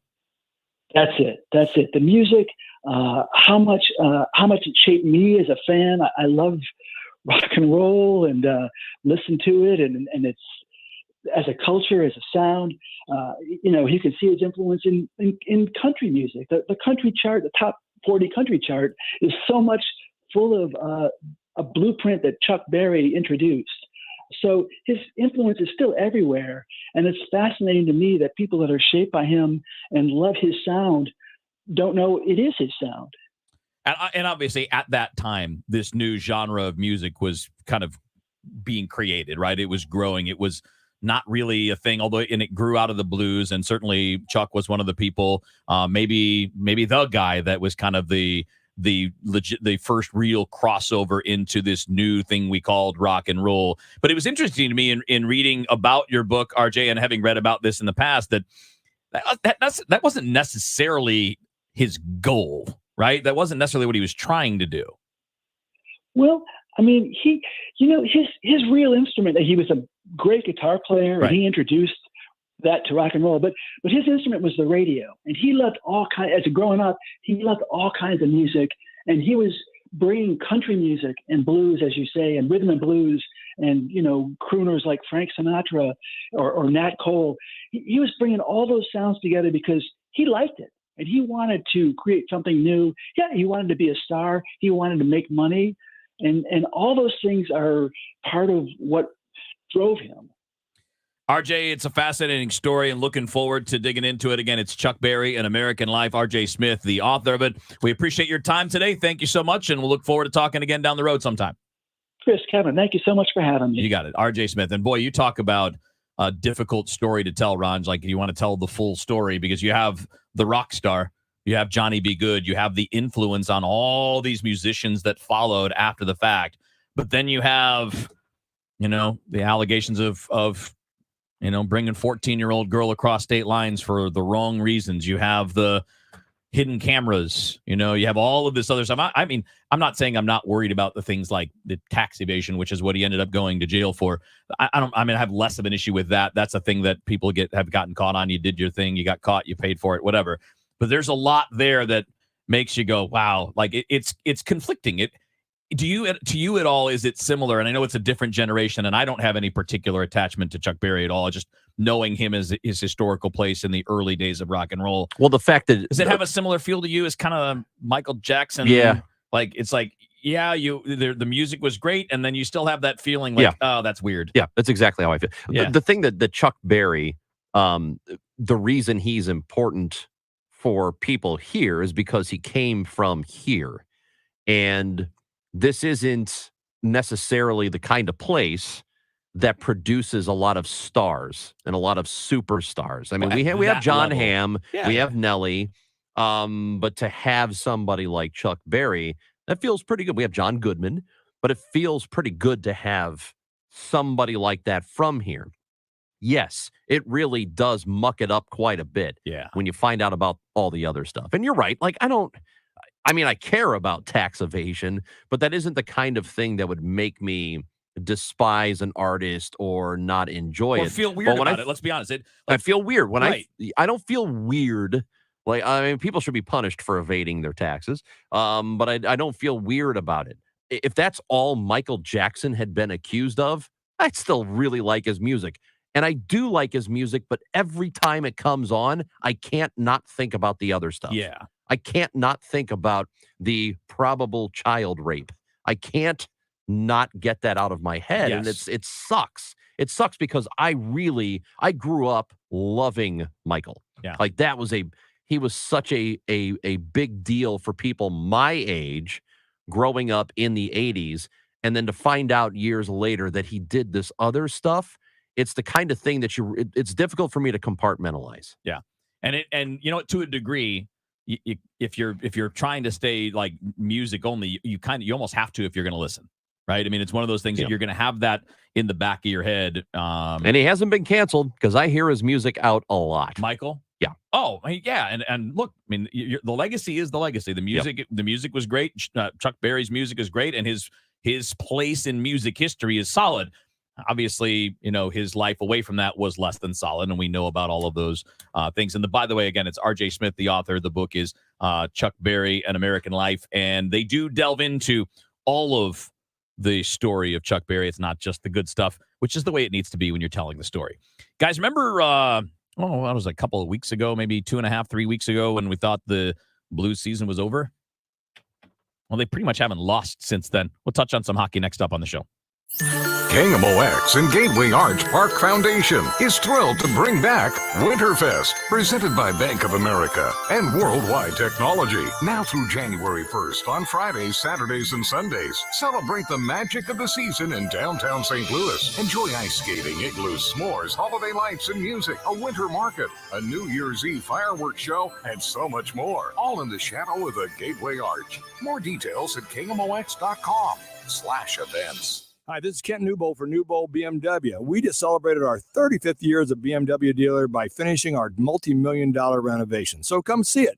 It's Newbold BMW in O'Fallon, Illinois, or newboldbmw.com. You'll be sold on Newbold. You know, the Midwest Money slogan, isn't cash in the bank better than scrap in the drawer?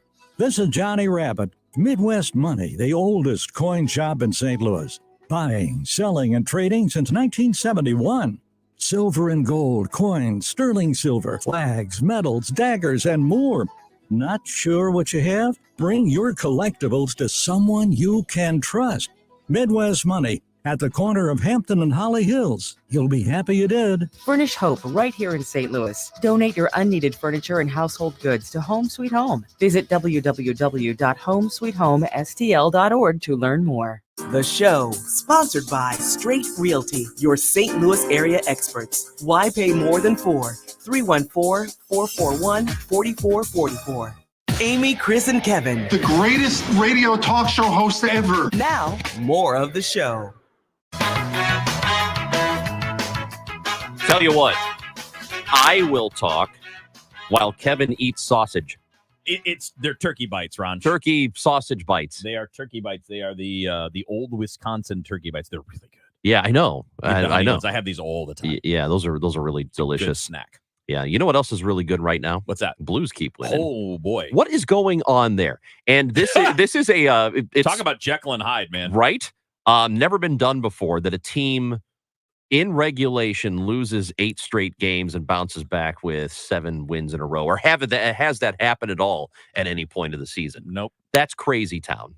Yep. In the history of the National Hockey League, that should never not happened. happen. Glad it's happening. But No, it's you know good. what though? What did I say? What was I saying during the losing streak? And I said it more than once. I think you said they were done and forget about them. Nope. What else did I say? I did not say that. I know you didn't. What did I say? What did I say, Dave? Dave doesn't pay attention. No, you said producer Dave doesn't pay attention. Let the season play out. No, that's not what I said. What I said was they are going to win the Stanley Cup now. You did say that. Right, because that's what happened in exactly. They were 19. Miserable. Yes, they were miserable going into December. And then they were still bad in December, and the calendar flipped, and then they became the best team in the world, and they won the Stanley Cup. Yeah. They go from last to first, worst to first. And I said it's going to happen again, and I think we're on path for it. I think you nailed it. I mean, you're only 5 points out of first place right now. Look at us. It's the weird thing is you started with a 3-game winning streak, and then you have the 8-game losing streak. Now the 7-game winning streak. And I know that they are neither of those teams. No. They're not the 7-game winning streak. They're not the 8-game losing streak. We're going to find out. You get into January and February, they're going to balance out, and that's when we're going to get a better sense for what they are. But the number one thing that has changed to me is the cohesion of play. It was scattered during the 7 games. And you know how things are in sports when something's going badly. Everybody's got to fire the coach. Yeah. Got to fire Berube. Actually, this is actually the good point, by the way, because in hockey, when these things are happening, people fire the coach all the time. All the time. And then it changes. We're like, well, it was going to change anyway. Like it was going to turn anyway. And now you're just, it's confirmation bias. And I really appreciate the Blues doing the smart, stable, simple thing and saying, this is a coach that won with us. We're not changing our coach over an 8-game streak because eventually you're going to turn. But what looks different is you don't seem to have people chasing the play. Like when you're in sports and you're playing poorly, you get some people that, like in football, like say you're playing hero ball. right? You're always trying to do too much. You're trying to make the big play instead of just taking care of your responsibility. And this is just an amateur observation watching the games. They look like they're more doing the things that they're supposed to, as opposed to trying to pick up and say, I'm going to save the team, or I'm going to make this big play that's going to pull this game out. Because the minute you're out of sync is when the other team can take advantage. And it was a team that looked like they were all chasing and trying to do something more than they should have. And I know they referred to those things, right? They refer to it by saying, we got to play more disciplined hockey. We got to play more. We got to be more together. Got to get more pucks in deep. More pucks. Yeah, you're going to get all those cliches. Yeah. But I do think, as you know, what's the cliche when a guy is struggling, right? When he's struggling to score, it's like, yeah, he's squeezing the sawdust out of the stick. He's trying too hard, as opposed to just playing the game and being where you're supposed to be, and eventually the goals will be there.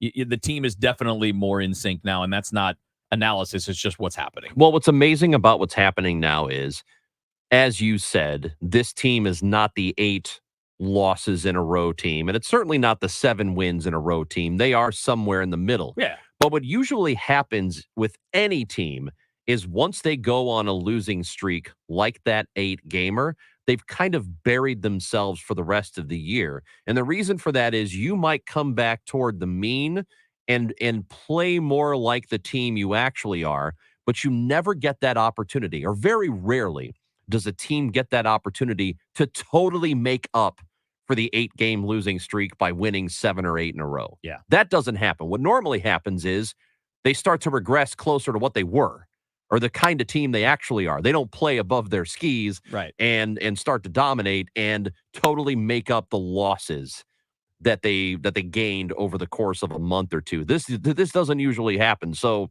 be very grateful they've done this and celebrate them for it, because what they've done is they've put themselves back in the position they probably should have been in the first place. And to be clear, too, to be more specific, this is also about some of their better players being more like themselves. Yeah. Right? This is Ryan O'Reilly, who was really struggling for the first month plus of the season. He's got, I think 7 points in the last 9 games. He's gotten back to being Ryan O'Reilly. Jordan Kyrou is still minus 13 on the season, but he's plus 1 over the last 2.5 weeks. So he's starting to get back to being more of the player. So what we're seeing is players that are getting back to what they normally are. Because over the course of 82, or in baseball, 162, whatever, over the course of a long season, you're basically going to be what your averages are. You're going to have some good years, some down years, but you're going to be close to that average most of the time.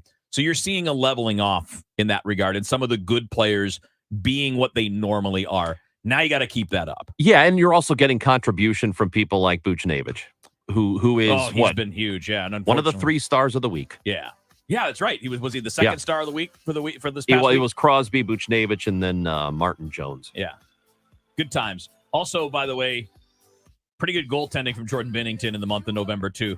Pretty good. That helps a lot. Well, it bails you out. That's when a things don't huge always part. Go well. Yeah, absolutely. So good times. Hopefully they continue, and I'm sure they will. Maybe not at this level, but this team is a playoff team, and we'll hopefully follow them all the way through to that point. Coming up next, more on Twitter, right here on the show. More on Twitter. Yeah, I was just at a convention with for one of the major manufacturers, and they were showing all the new products, and we were discussing all the new regulations that are starting in January. With that being said, there are new changes coming up next year. But if you want to get ahead of the curve and you think you're going to replace it, but you don't want to replace the system now, here's what I'm willing to do. I can buy all the equipment if you want to buy it now and put it in at a later date.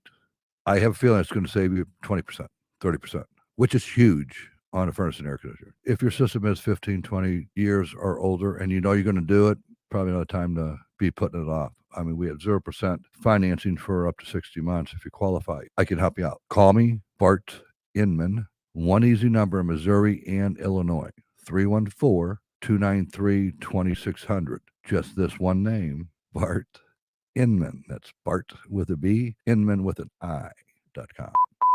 Men, if you're struggling with erectile dysfunction or PE and frustrated taking pills that don't work, Paramount Men's Medical Center offers breakthrough medical treatments that effectively treat your problem. 98% of patients experience immediate results during their first office visit. And for a limited time, your initial consultation and first treatment are completely free. Listen to a specialist in men's health. I'm Dr. Brown. The physicians at Paramount Men's Medical Center offer the most advanced treatments that eliminate ED and PE. Now men are lasting 30, 60, 90 minutes or longer, regardless of age or medical history. Guys, to eliminate your frustration in the bedroom, call Paramount Men's Medical Center now to take advantage of this exclusive limited-time offer. Your initial consultation and first treatment are totally free, and you'll see instant results right in the office. Call now.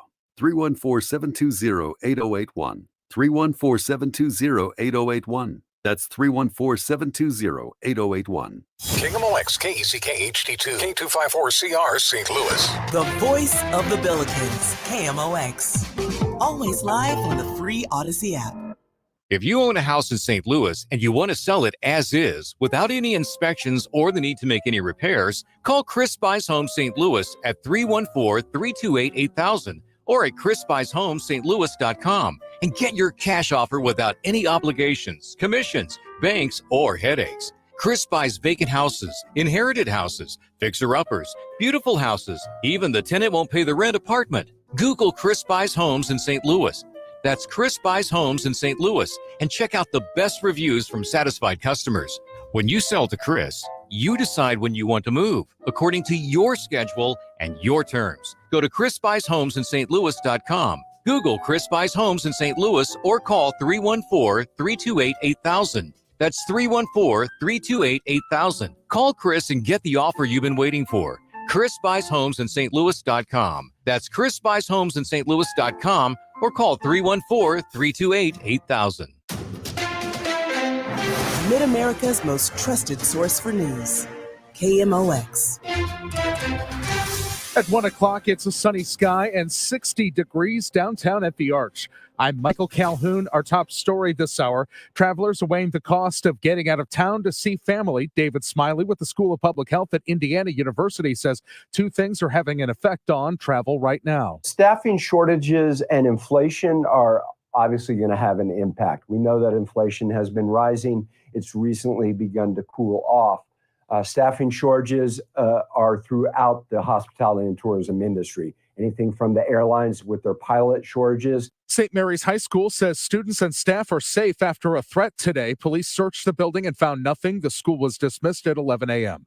Workers in St. Charles are expected to be part of an effort to make Amazon pay on Black Friday. Make Amazon Pay is a coalition of workers and activists. Walkouts are planned at the company's facilities across the U.S. this Friday. Employees of the Amazon Fulfillment Center STL 8 in St. Charles are expected to strike as well in protest of what they call exploitation. Workers are demanding better pay, increased compensation for cross-training for additional roles, and better worker safety. In a statement, Amazon says its wages are competitive and that it's inventing new ways to keep employees safe. That's KMOX's Megan Lynch. The influential sister of North Korean leader Kim Jong-un has threatened the U.S. as Washington pushes for UN condemnation of the North's recent missile test. Kim Yo-jong, who's widely considered the North's second most powerful person after her brother, has lambasted the U.S. for issuing what she called a disgusting joint statement together with such rebels as Britain, France, Australia, Japan, and South Korea. She warns the US would face a more fatal security crisis. Jong's opinions come hours after Ambassador Linda Thomas-Greenfield told an emergency meeting of the UN Security Council that the US will circulate a proposed presidential statement condemning the North's banned missile launches and other destabilizing activities. I'm Charles de Ledesma. KMOX Sports, a stunner in the soccer world as Cristiano Ronaldo leaves this team. Cristiano Ronaldo is to leave Manchester United immediately after he and the club agreed to terminate his contract. While he is probably the biggest soccer star in the world, Suddenly red shirts flooding back. Chance for Cristiano Ronaldo! it's sometimes what happens off the field that gets him headlines. Earlier this month, he said in an interview that Manchester United betrayed him and that he had no respect for his head coach. Ronaldo is in Qatar preparing for his first game at the World Cup Thursday. This week, he broke the record for biggest number of Instagram followers at 500 million. Matt Piper, CBS News. The First Mid Bank and Trust Business Desk. Good news, bad news for retailers. Best Buy has been telling us for a while that a new TV is not in the cards for as many of its customers, not with basic needs like housing, food, and fuel taking up more of our budgets. Indeed, sales at Best Buy stores have fallen 10% in the past 3 months from year-ago levels, and it is forecasting about the same results for the entire year. Dick's Sporting Goods expected its customers to cut back for the same reasons. The opposite happened. More shoppers showed up and they spent more when they did. Tracy Jonke, Bloomberg Radio. Dow from Stifel's up 307 points. And there's a crash on I-170 south at Airport Road. The left lane is closed. Another crash on 6440 going west at Spady in the right lane. And 70 west before 270. The left lane is closed because of a crash there. Weather sponsored by the Penn Mutual Life Insurance Company. Tons of sunshine with us on this Tuesday afternoon.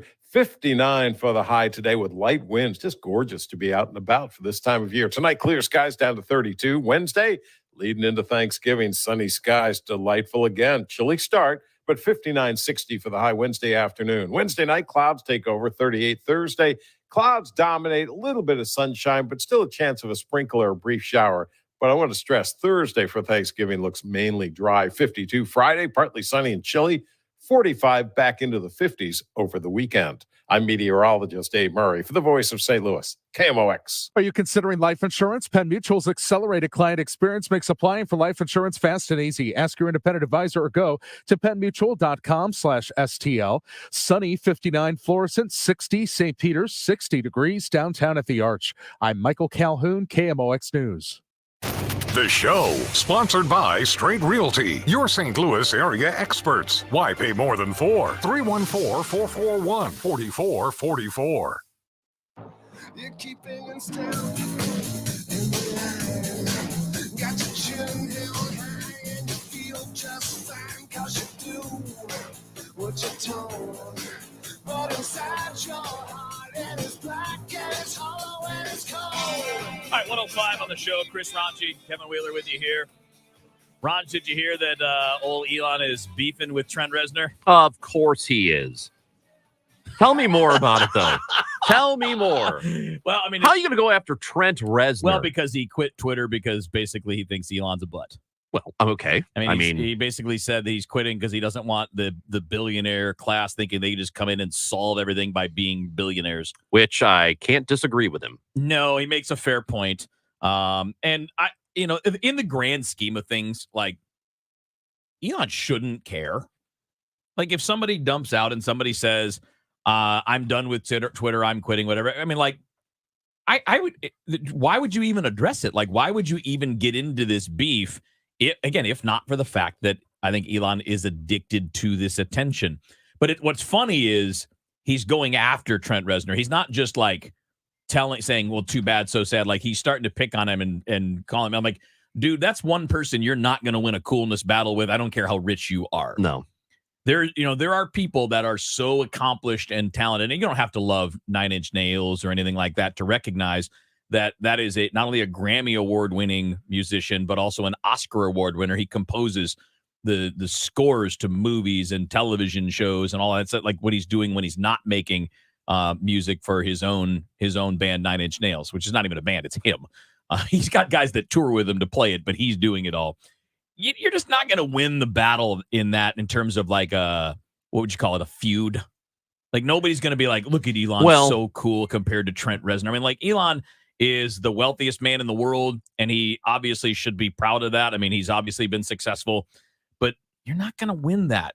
You can be rich, but you're not cool, and cool is different than being wealthy. Well, I think there are a lot of people, and I agree with you because there's if we're just going based off of likability, there's no planet in which I pick Elon Musk over Trent Reznor. But I also recognize that might just be me, and there are a lot of Elon fanboys out there that will take whatever he feeds them and believe he is a god, that he is a genius that we can never possibly understand. And the evidence is, look at all of his billions. And I know that Reznor is not a billionaire. He's got about $80 million. I mean, that's nothing to sneeze at. He is a brilliant person musically. He is extremely talented, and I think that we've already established that. But Elon has very much taken this medium. He's taken Twitter, and I still don't know if his intent is to try to kill it, because sometimes the things that he does makes it seem like this was his plan all along, to make it chaotic, to make it untenable for a lot of people, and to force a lot of people to leave the platform. I don't know why you would want that to happen, but there are a lot of times where I feel like that is what his goal was the entire time. But I also think he's trying to make this a more right-leaning. I know he keeps saying, and he said it in a call. They call it an all-hands call with the company, which means everybody has to be on it. It's a company meeting, and it was a Zoom or whatever it was. It was a conference, and he said that he's not trying to make it more right. He's trying to make it more moderate, which I don't really believe. I don't think that's what he wants, because in the discovery process, the court case that he was involved in regarding Tesla executives' bonus pay, which was happening last week, and we talked about that a little bit. In discovery, there are text messages between he and his wife, and she's talking about how, like, the Babylon Bee, for example, is getting thrown off Twitter, and if we don't do something about this, that we're going to slip into darkness. Like, she used the word darkness, and he's like, I know, and he agrees with her. And he very clearly wants to make the website more right-wing than it is, but he says he wants to make it more moderate. I just don't think that's true. I think he wants it to be more of a right-leaning website because he feels like it has been too far left, which is wrong. It just isn't. I'm not sure I'm going to read that much into his intent. I just think he likes chaos. He likes attention. This gets him, like, if he's not doing this, who's talking about Elon at all? We all were anyway. No. In a positive way, not every single day. This is my point. It is now every day. Now, he still had 100 million Twitter followers before this started. I understand, but there's a difference between being known and being out there every single day. And I don't think it's a rational decision. I don't think this is something like he just needs to get the attention. He needs to have people either fighting with him or praising him and kissing his butt, because he's getting both. And he's getting both of them all the time. Yeah. It's the only thing that explains why someone who is the richest person in the world is even bothering with any of this. I don't think, I mean, honestly, maybe it's a political thing. Maybe that's exactly what it is. But I've also noticed that people at that level are typically not all that interested in politics because they're above it. Well, why else? They're kind of beyond what it is. But he's not. Because of the things he tweets, he very clearly is not that. He's not. He doesn't want to get away from politics because he inserts himself into politics all the time. So I don't think that's it at all. He gets away from it. I just don't know that he's bound to it. And I don't. You might be 100% right. I'm just saying that it's. To me, I'm not even sure that that's the motivation, even if that's what he's going to end up doing. Well, one of the reasons I think that, aside from the text messages that very clearly indicate that might be behind a lot of this, I don't think you overpay for a website that was not all that profitable to begin with. Like, why are you even bothering with this? And it seems like he was set off months ago at the beginning of the year because certain people were being banned from Twitter that he didn't like they were being banned. And his thought is, I want to make this a free speech platform and anybody can say whatever they want. Well, clearly that's not true, because he just decided the other day he wasn't going to allow Alex Jones back on the platform. Good decision. Which I agree with him on this, because you can't let a scumbag like that be on this platform if you don't want them to be, because all he does is hurt people. And he hurt the families of the Sandy Hook victims. And that was proven in court. And he said, I have, and I'm just paraphrasing Elon's tweet because somebody brought up Alex Jones or asked about it, and he said, I have no mercy.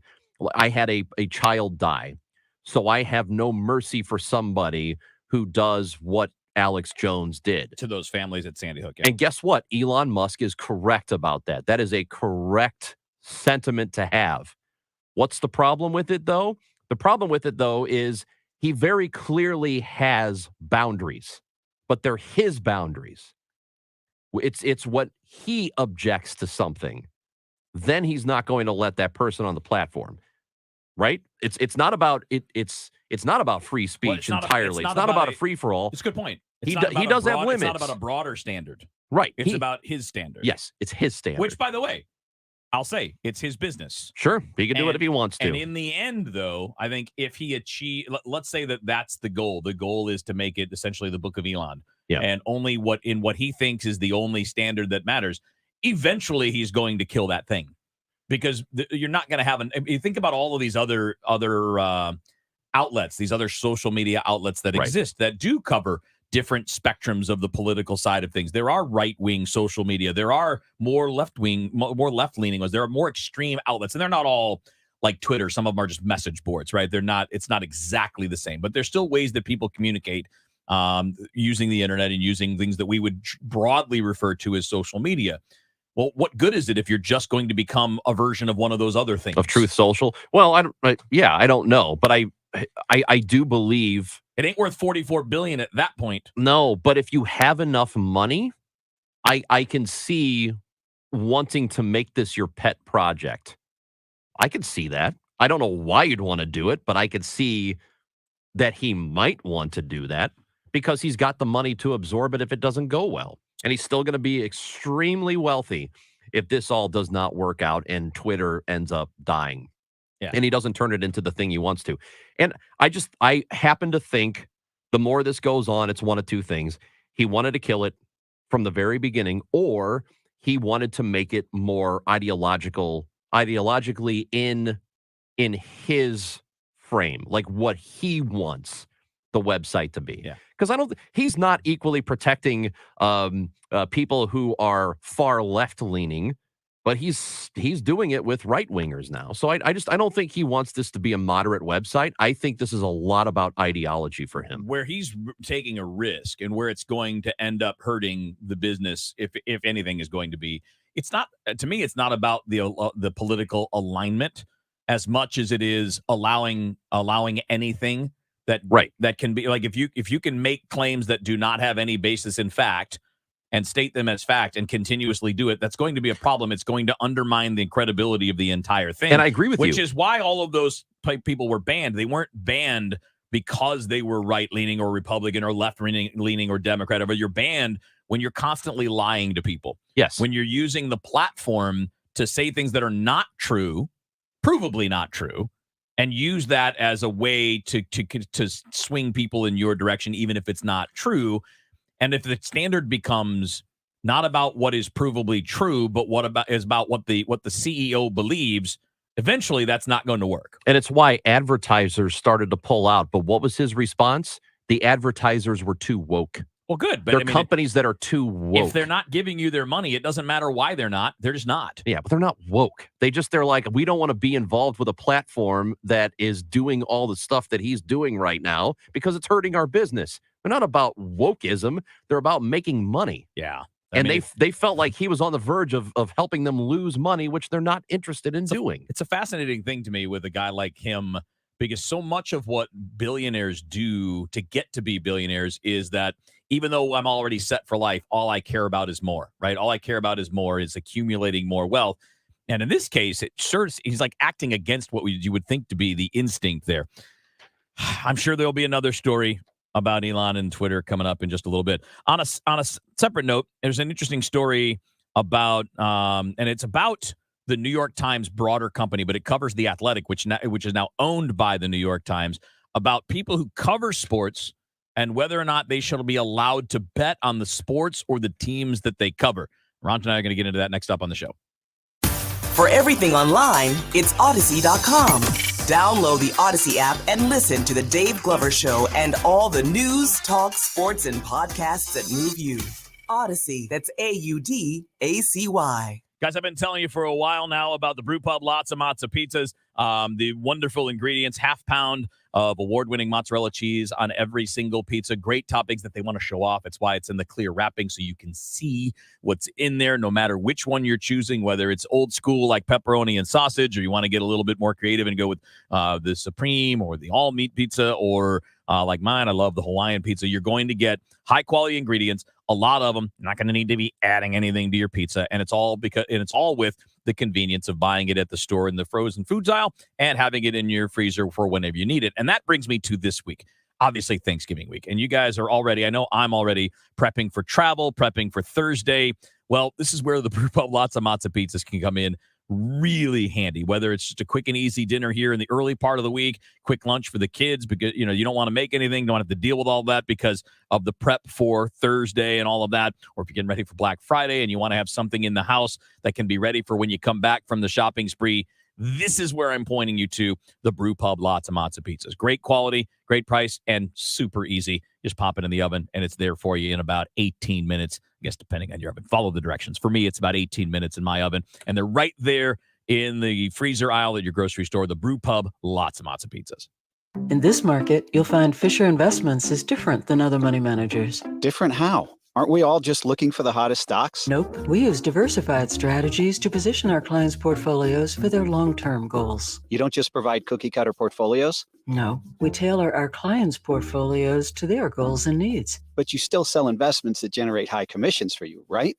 No, we don't sell commission-based products. We're a fiduciary, the highest standard of care for a financial advisor. It means we're obligated to act in our client's best interest. So when do you make more money? Only when your clients make more money? Yep, we have one transparent management fee structured so we do better when our clients do better. Sounds like you really look out for your clients. We do, because our priority is helping them achieve a comfortable retirement. That might be why most of our clients come from other money managers.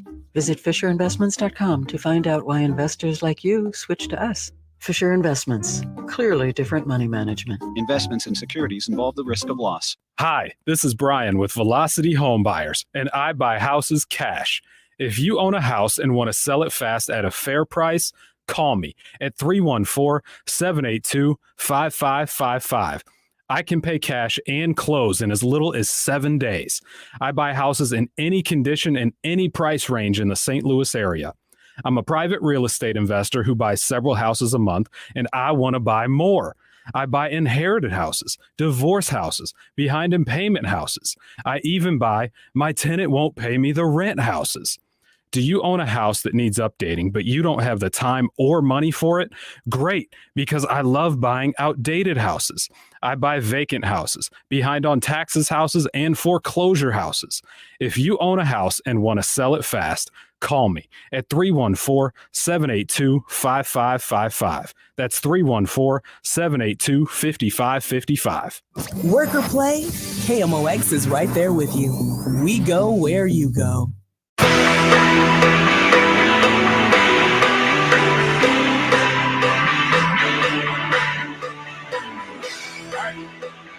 Simple question, Chris Ranji. Back on the show, Chris Ranji, Kevin All Miller, Amy out. simple questions have simple answers. Well, maybe not, but I think this one kind of does. All right. We'll see what you think. Should people who write about sports be able to bet on the sports that they cover or the teams that they cover? Yeah, why not? On or against? Yeah, why not? I'm with you. You're not influencing the outcome of games. There's a reason why, the rules in all professional sports are that the players, the coaches, the team officials can't bet on that sport or on their team or either of those things because they're involved in the outcome. I mean, I can understand, by the way, and totally respect if a media outlet decides their rules are you can't cover a team for us and bet on that team. That's fine. You're a private business. You can make that rule. I just don't think there's anything inherently wrong with it if your company allows for it. Because you're not changing the outcome of the game in any way, shape, or form. You're not influencing it. You may know more, but you know more anyway. Like, what's the difference? It's possible that people covering sporting events, because of the way a game turned out or a spread that was beaten, could alter their coverage because they personally lost a lot of money in a game. Yeah. And maybe their coverage could be more pointed toward the team that screwed them on that bet. I can understand that, but most journalists do a good job, and they try to do a good job. And that includes sports journalists. And I know there's this anti-journalism sentiment that exists in the country and really around the world. But most journalists, by far, try to do really, really well. And even if they have a personal stake in a game, they still try to cover the sports or the politician or the session of Congress or whatever. They try to do it objectively.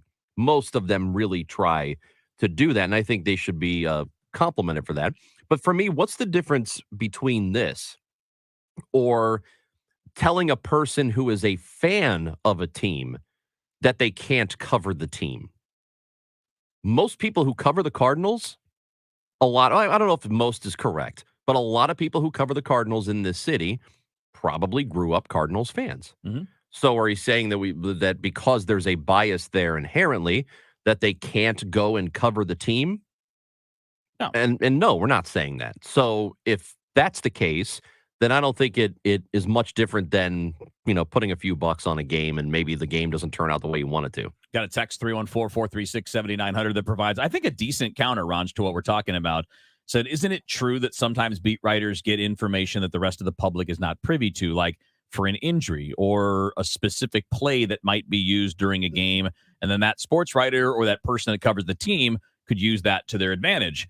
And I will say that's actually a fair point. Now, in a sport like football, they have to declare the injuries. You have to say, questionable, doubtful, probable, healthy, whatever. I mean, they have to. There's not going to be a lot there in most cases that the public isn't aware of that somebody is. But you might, if you cover a team, have a better idea that, say, that questionable tag is actually really doubtful. Like he's actually worse off than you think because you're seeing it, or you talk to that person, and that person, may not go on the record, but they'd be like, "Oh, dude, I'm hurting." There are other sports where they don't have to declare the injury.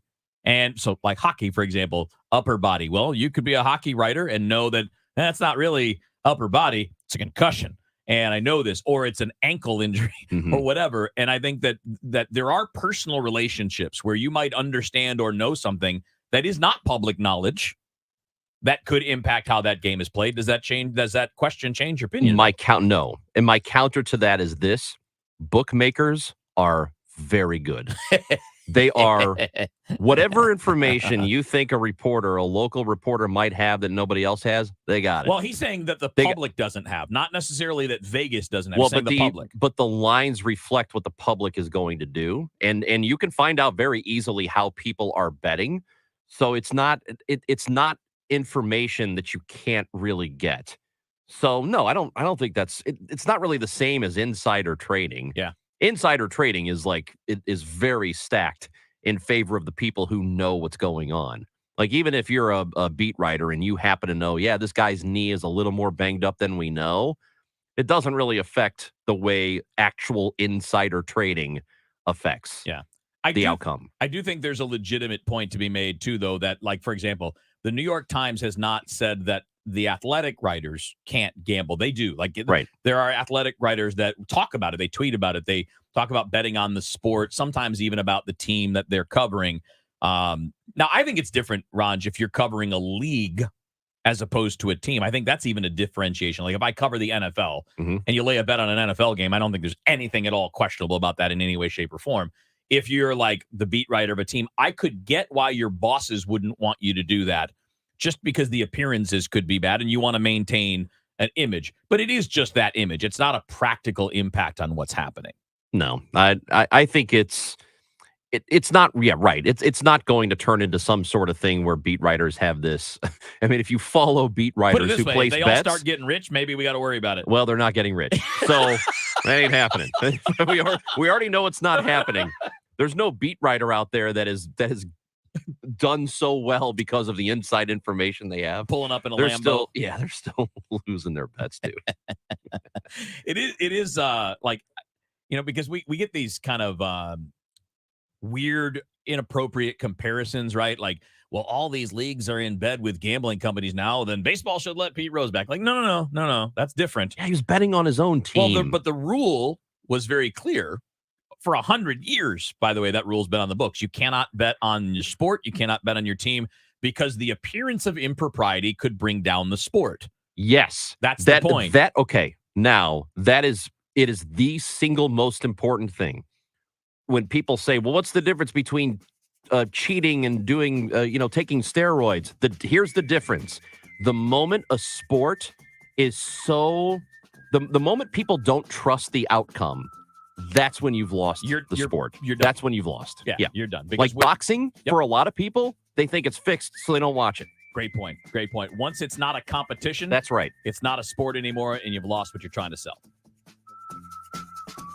Weeknights at 6. It's Sports Open Line. Welcome into the program. My name is Matt Pauley. Matt gets you inside the world of sports. Cardinals, Chiefs, Pelicans. You'll get it all and much more. We have an exclusive podcast that's Cardinals related. Plus great guests, insight, and conversations with you. If you want to join us, you can do so by calling or texting. Sports Open Line. You don't want to miss it. Weeknights at 6 on America's Sports Voice. KMOX. Eric was way behind on his taxes. I owed a lot of money to the IRS, almost $15,000. I tried to make payments. The IRS wasn't satisfied with Eric's efforts, so they came after him full force. They're coming to put a lien and a hold on all my income, my home, my car. I was just overwhelmed at what to do. Then Eric called Optima Tax Relief. When Optima Tax got involved, the calls would stop, the threats would stop. It was easy like 1, 2, 3. Optima Tax Relief is A+ rated by the Better Business Bureau, and their team of expert tax professionals took care of Eric's problem. I owe $15,000, and now my debt is clean. I don't owe anything. Take Eric's advice. If you have a tax problem, you need to call Optima Tax now. Call Optima Tax Relief for a free consultation. Call 800-354-2840. 800-354-2840. 800-354-2840. Optima Tax Relief. Some restrictions apply. For complete details, please visit OptimaTaxRelief.com. At 1:30, we've got a sunny sky, 60 degrees downtown at the Arch. This just in, Chesterfield police say they have identified the student responsible for making threats last week against Marquette High School, prompting evacuations and a switch to virtual learning through Thanksgiving. The Rockwood School District says the suspect could be subject to discipline and criminal charges. Authorities in Oklahoma, where 4 people were found dead and 1 injured at a marijuana farm, say they have a suspect in mind. Oklahoma State Bureau of Investigation Captain Stan Florence says authorities believe the suspect knew the victims who were found dead Sunday night at the 10-acre marijuana farm near Hennessy.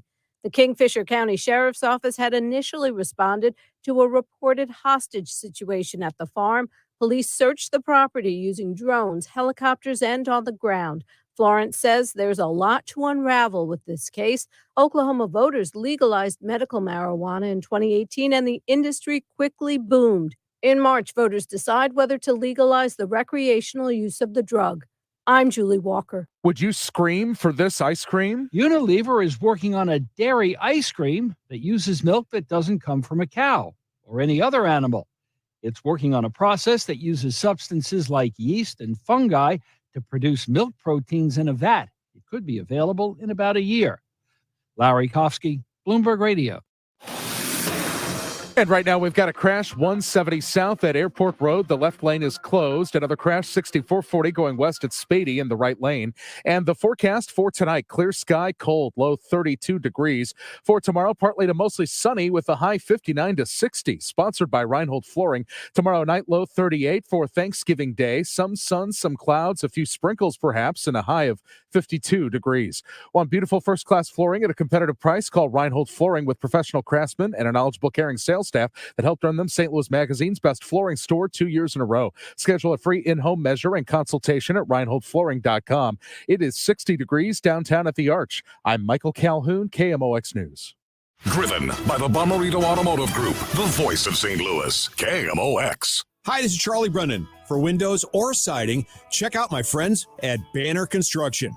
Since 1993, my friends at Banner have engineered their projects to go beyond the basic low-cost solutions. That's more than 25 years of experience. And now is the perfect time to plan for this important project and do what the Brennans do. Call on the experts at Banner. They're ready to help. One of the safest investments you can make today is an exterior renovation to your home. And Banner Homes have timeless beauty, striking curb appeal, and ultra-low maintenance. If you take pride in your home, trust it to the team of experts at Banner Construction. If you're looking for windows, you should know that Banner is a James Hardie Elite Preferred Contractor. James Hardie Fiber Cement Siding has the rich look and feel of wood. And Banner's also a Platinum Certified Pella Window Contractor. Those Pella windows are beautiful, and they come with a 30-year warranty. 314-569-1050, bannerconstruction.com. Get ready for men's Billikens basketball action Wednesday night as they take on Paul Quinn. Hear the game here. Pre-game 6:47, tip at 7 on your home for Billikens basketball, KMOX.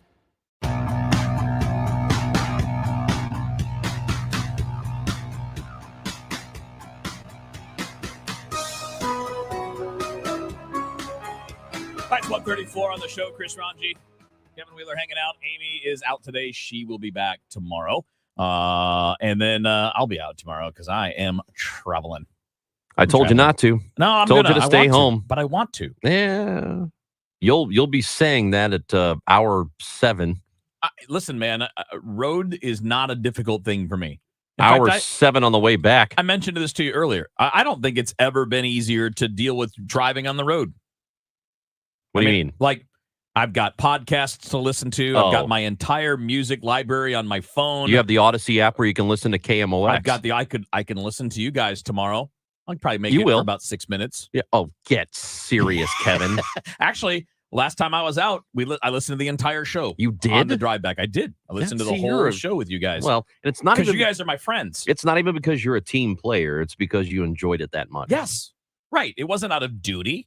Do you want to tell? It was a joy. Speaking of duty, that's what you are. You want to tell people? Do you want to tell people what you're doing? For what?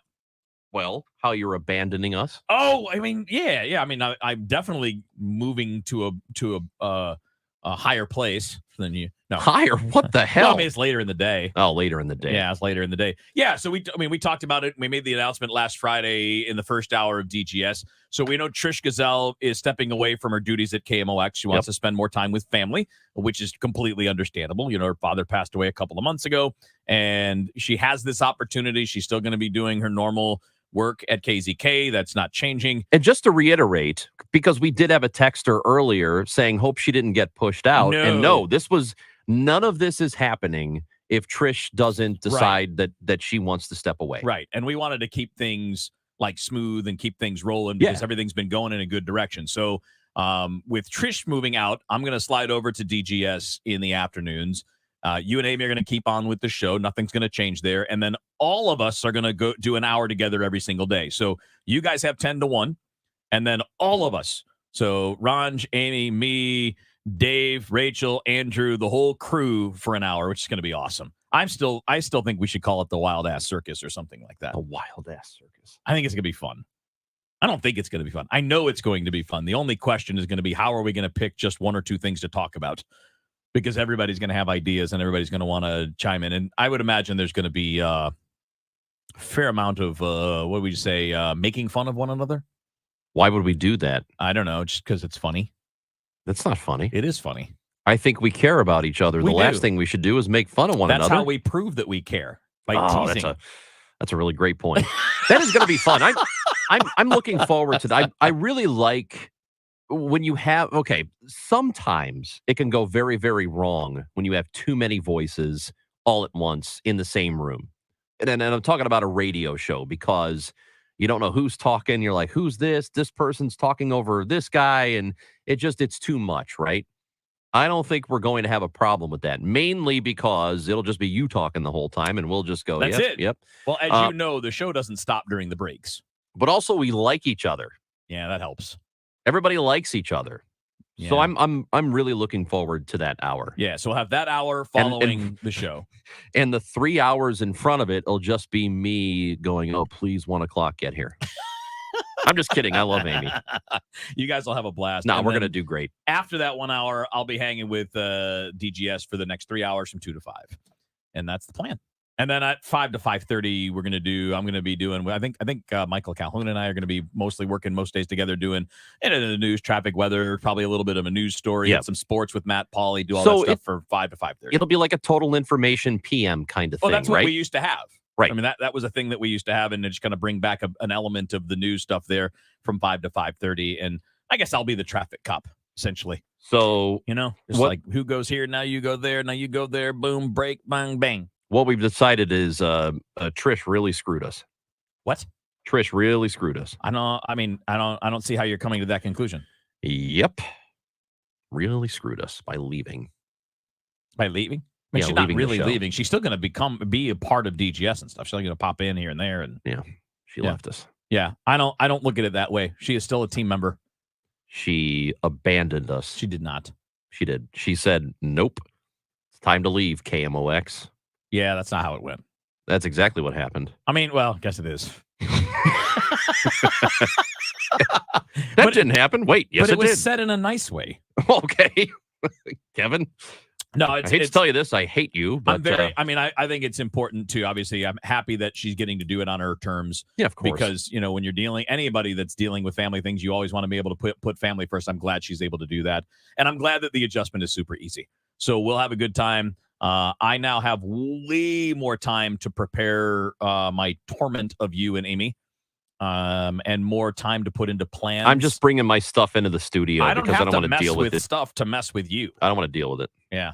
I get some surprises coming. Yeah, I don't care. I'm already working on it. I just ordered some stuff on Amazon.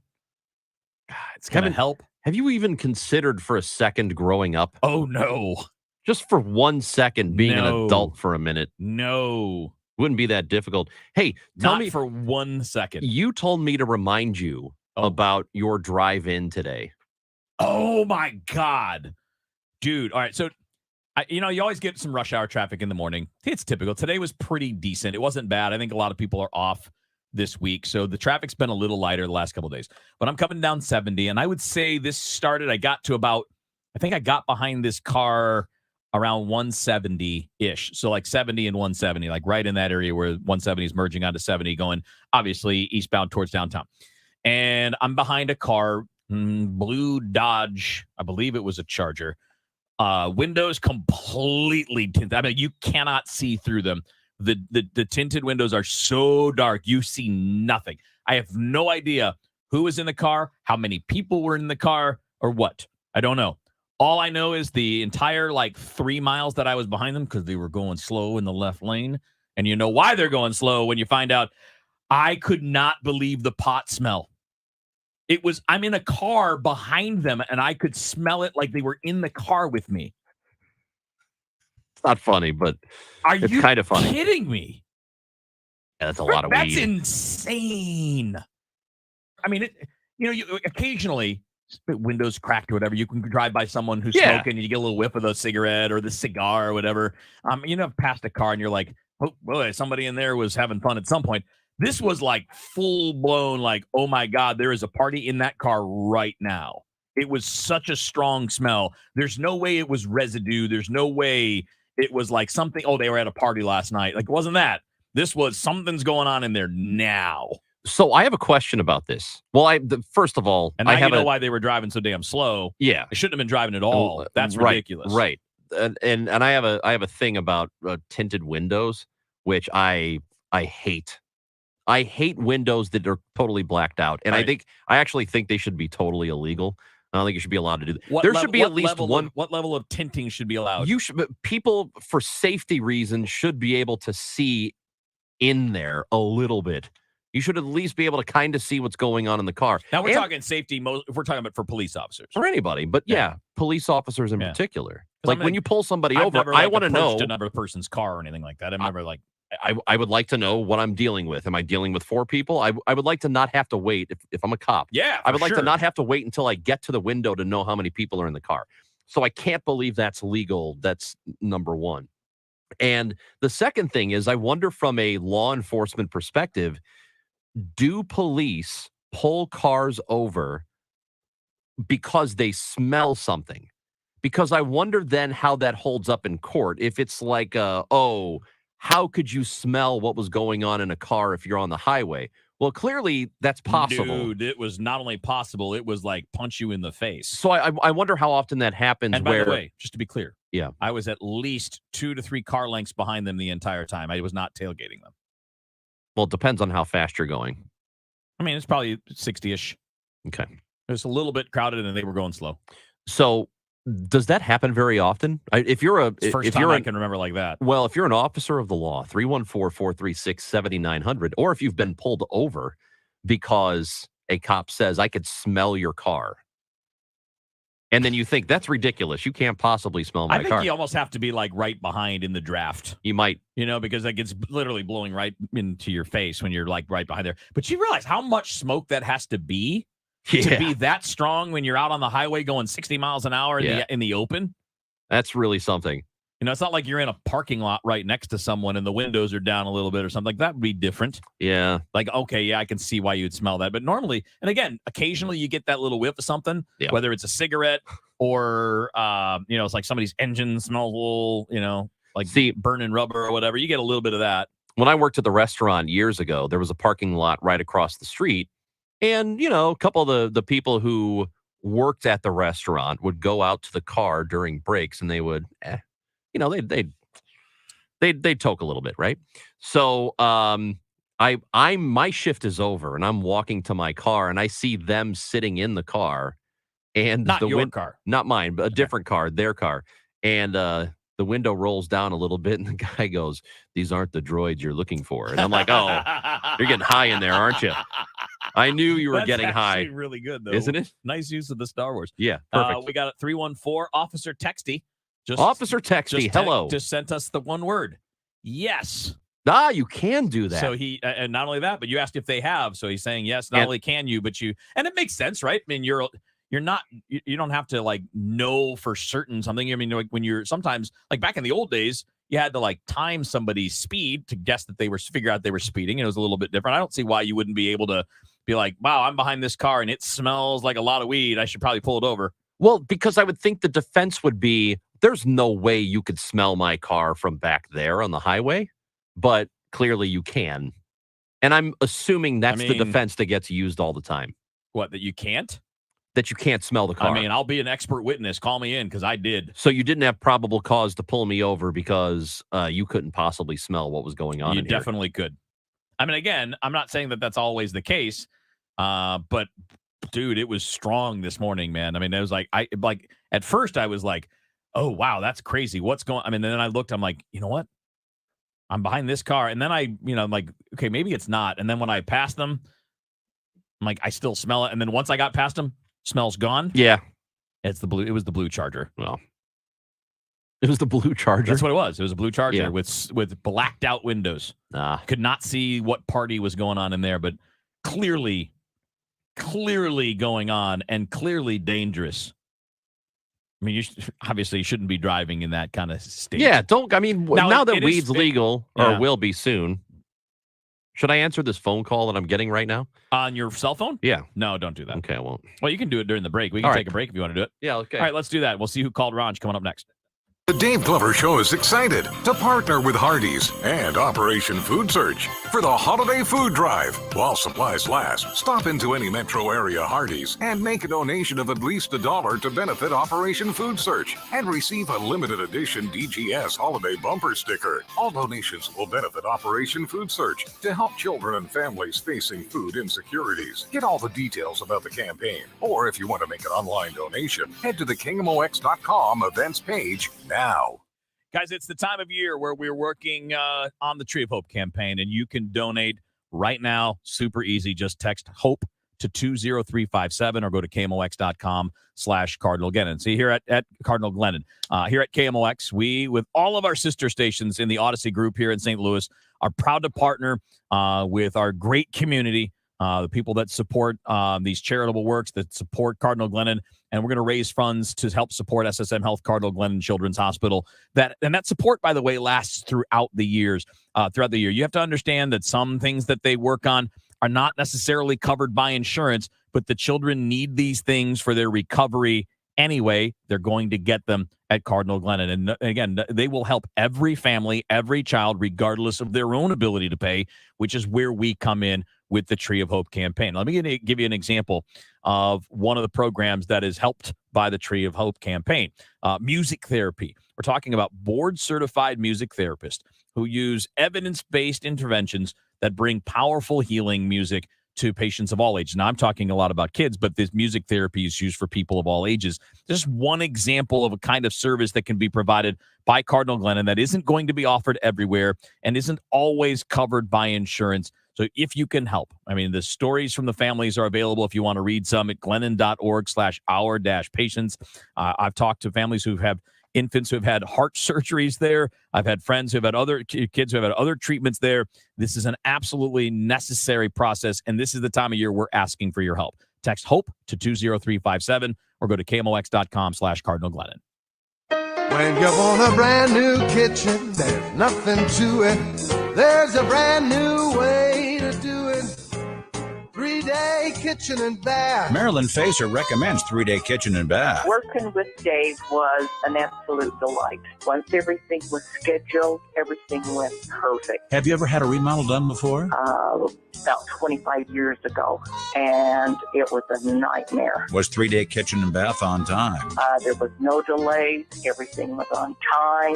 All the deadlines were met. Everything came at once. Would you recommend 3-day kitchen and bath to your friends and neighbors? I highly recommend them to anybody. Top quality products and craftsmanship in 3 days or less. Call 3-day kitchen and bath. Always on time as promised, at the price promised, and your job comes with complete satisfaction guarantee. No ifs, ands, or buts. Visit their website at 3daykitchen.com. That's 3daykitchen.com. 3-day kitchen and bath.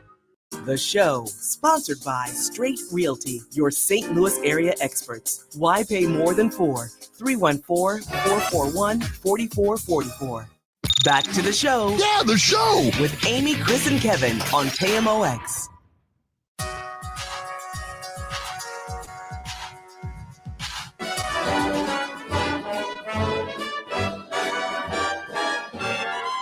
Oh, the weather outside is frightful, but the fire is so delightful. Since we've no Yes, place Kevin. to go, This is my parting gift to you. This is why I'm leaving the show. This is why I'm moving to DGS. Why? Because you guys want to play Christmas music, and it's not even Thanksgiving. It's great. This You is know- this is why I'm leaving. No, this is not why you're leaving. You chased me away. Oh, yeah. Blame the victim. Yeah, you're the This is victim. some real You're- victim blaming You're the victim. on your part. Unbelievable, Kevin. Boo! I saw somebody tweet the other day that all the people complaining about Christmas music being played too early, I don't see any of you writing any Thanksgiving bangers. And that's true. There's There- only one Thanksgiving song that I'm aware of. The Adam Sandler Yes, one? that's the only one I know. That's the only one I know, too. Yeah. It's because not everything needs a song, Ranj. Or a You're right. suite No, of songs. You're correct, but Christmas is not one of the things that you're talking No, it's about. great. Again, I don't like Christmas carols and all that because I don't like that style of music. Okay. But I get it. Like, okay, like to me, if I'm not being a smartass, if I'm just being like normal, semi-serious Wheeler, like December 1st, cool, have at it. You got a month, go for it. All good. It's December. The month of December is Christmas month. I'll never complain about hearing Christmas carols during December. I bet that's but not when true. they're starting before, you guys started like weeks ago. Yeah, that was perfect. That's after Halloween. Right That's after Halloween. Insane. No, that's great. It's right. I'm going to go with the immortal Marshawn Lynch on this one. Remember the video? He was on the sidelines talking to Richard Sherman, and they had them both mic'd up. And Richard Sherman comes up and he goes, Marshawn, what you got going on for Christmas? And he goes, Christmas? Let me get through Thanksgiving. Yeah, That's right. me. I'm Marshawn. Like, just let me get through Thanksgiving first before I start worrying about Christmas. Although I will say this, Christmas is actually going to happen for me this weekend with my family because we alternate. We do the whole like Thanksgiving is one family one year, and then Christmas is the other family, and then we rotate them back and forth. So this is both Thanksgiving and Christmas for me and my side of the family. So we'll be opening presents and listening to Christmas tunes. We will be this weekend. Awesome. And again, I think that while I probably wouldn't do it if I were in charge, I'm not in charge. I'm okay with it though. I love it. Because we're celebrating Christmas this weekend. That'll be a part of our Thanksgiving holiday. I love it. I'm so glad you're going to be doing it and going to be listening to all the by the way, great tunes. For as much as you guys talk the talk, I'm the only one here that's walked the walk at all. What are you talking about? I've already been to a holiday party. You have not. I haven't seen a holiday party yet. You are not celebrating Christmas this weekend. I am. You guys are the ones supposedly that love all this You're stuff. not doing it by choice. You're doing it because you have to. You guys are frauds. Yeah, you're a poser. You You're not even a Christmas poser. you're just playing music is all you're doing. I'm walking the walk, All man. right. That's enough. I am walking the walk. That is absolutely enough of you. Well, wait. Well, I guess it will be in a few minutes. Yeah, this is 3.5 minutes. That'll be not really, because we'll have the 1 hour. We're still going to have the 1 hour. So what is your feeling about me just like crashing the show once in a while? That's like, yeah, come on in, man. Like sitting down and just staring at you guys, not even saying anything. No, I don't want that. What if I sat on the table in the middle there? Yeah, no, I don't want that either. What if I came in and just like walked up next to you and stared right in your face? Nah, we're gonna lock that door now. It doesn't have a lock. Well, I will. You're just gonna put do something we have up there? Do we have a locksmith who's on the station? Yes, you. No. Do we have a sponsor who's a locksmith? Because I'm gonna get. Not that I know of. I'll Get one. Get out there and sell some. Yeah, you know what? I will do that. What I'm gonna make a phone call. What if while you guys are parading around during a commercial break, I decide, oh, you know what? There's a lot of room under the table here. I wonder if I just like went under there and then right when the segment started and you started talking, I grabbed your leg and went. You should do that because I as soon as I sit down, I start kicking. So it's a reflex. I do it all the time. I'll wear my gear. Texter from a 314. Pretty sure Jingle Bells was originally a Thanksgiving song. What? I have never heard that. Really? That can't be true. Let's see what the Google says. Tyler doesn't know. Dave? I don't know. Dave doesn't know. I'm asking Dave for All it. right, so I Googled it. It was written. All right, here we go. Jingle Bells was written by the James Lord Pierpont, who lived between 1822 and 1893, so a long time ago. And it was published under the title The One-Horse Open Sleigh in the autumn of 1857. Oh. It has been claimed that it was originally written to be sung by a Sunday school choir for Thanksgiving or really as a drinking song. Really? That is what the Google says. Now, that is fascinating. I never knew that. There's a story about it in the Washington Post from 2013. It's on Wikipedia as well. But James Lord Pierpont. And I thinking of Jingle Bells as a drinking song is hilarious. That's interesting. Well, I mean, it's probably not that kind of drinking. Because like the ones we made up as a kid would sound more like the drinking songs, right? Like Jingle Bells, Batman Smells, Robin laid an egg. Yeah, you know the Batmobile lost a wheel. the melody for the national anthem was like an English pub song. Yes, you can tell because you kind of probably have to be drinking to be able to do it. It is such a hard anthem to sing. Yeah, I mean, hitting the high notes. Yeah, it's very difficult. According to History.com, Jingle Bells was not intended as a Christmas song. You're kidding me. Nope. I never heard that. You know what? I think I'm going to forward this story to you because it's 8 things that you might not know about Jingle Bells. Well, we got a little time here. So the person that wrote it, James Lord Pierpont, was actually the uncle of J.P. Morgan, of the J.P. Morgan Chase. Yep. So he was that person's uncle. He wasn't much of a family man, according to this. He did not, I guess he didn't have kids or didn't want to have kids. Let's see. He was I think he was a part of the Confederacy. Well, I'd probably keep that one to myself. Yeah, let's see here. And it was not intended to be a Christmas song. This is history.com, so you know it's correct. So, you know what I found out? This is completely off the subject, but not really. You know, Guglielmo Marconi, who invented the radio? Yeah. His mom was Annie Jameson of the Jameson Whiskies. family. Yes. Oh. How about that? That's pretty crazy. Raj, Right? have a good Thanksgiving, buddy. Yeah, we'll see you sometime. You guys have a good show tomorrow.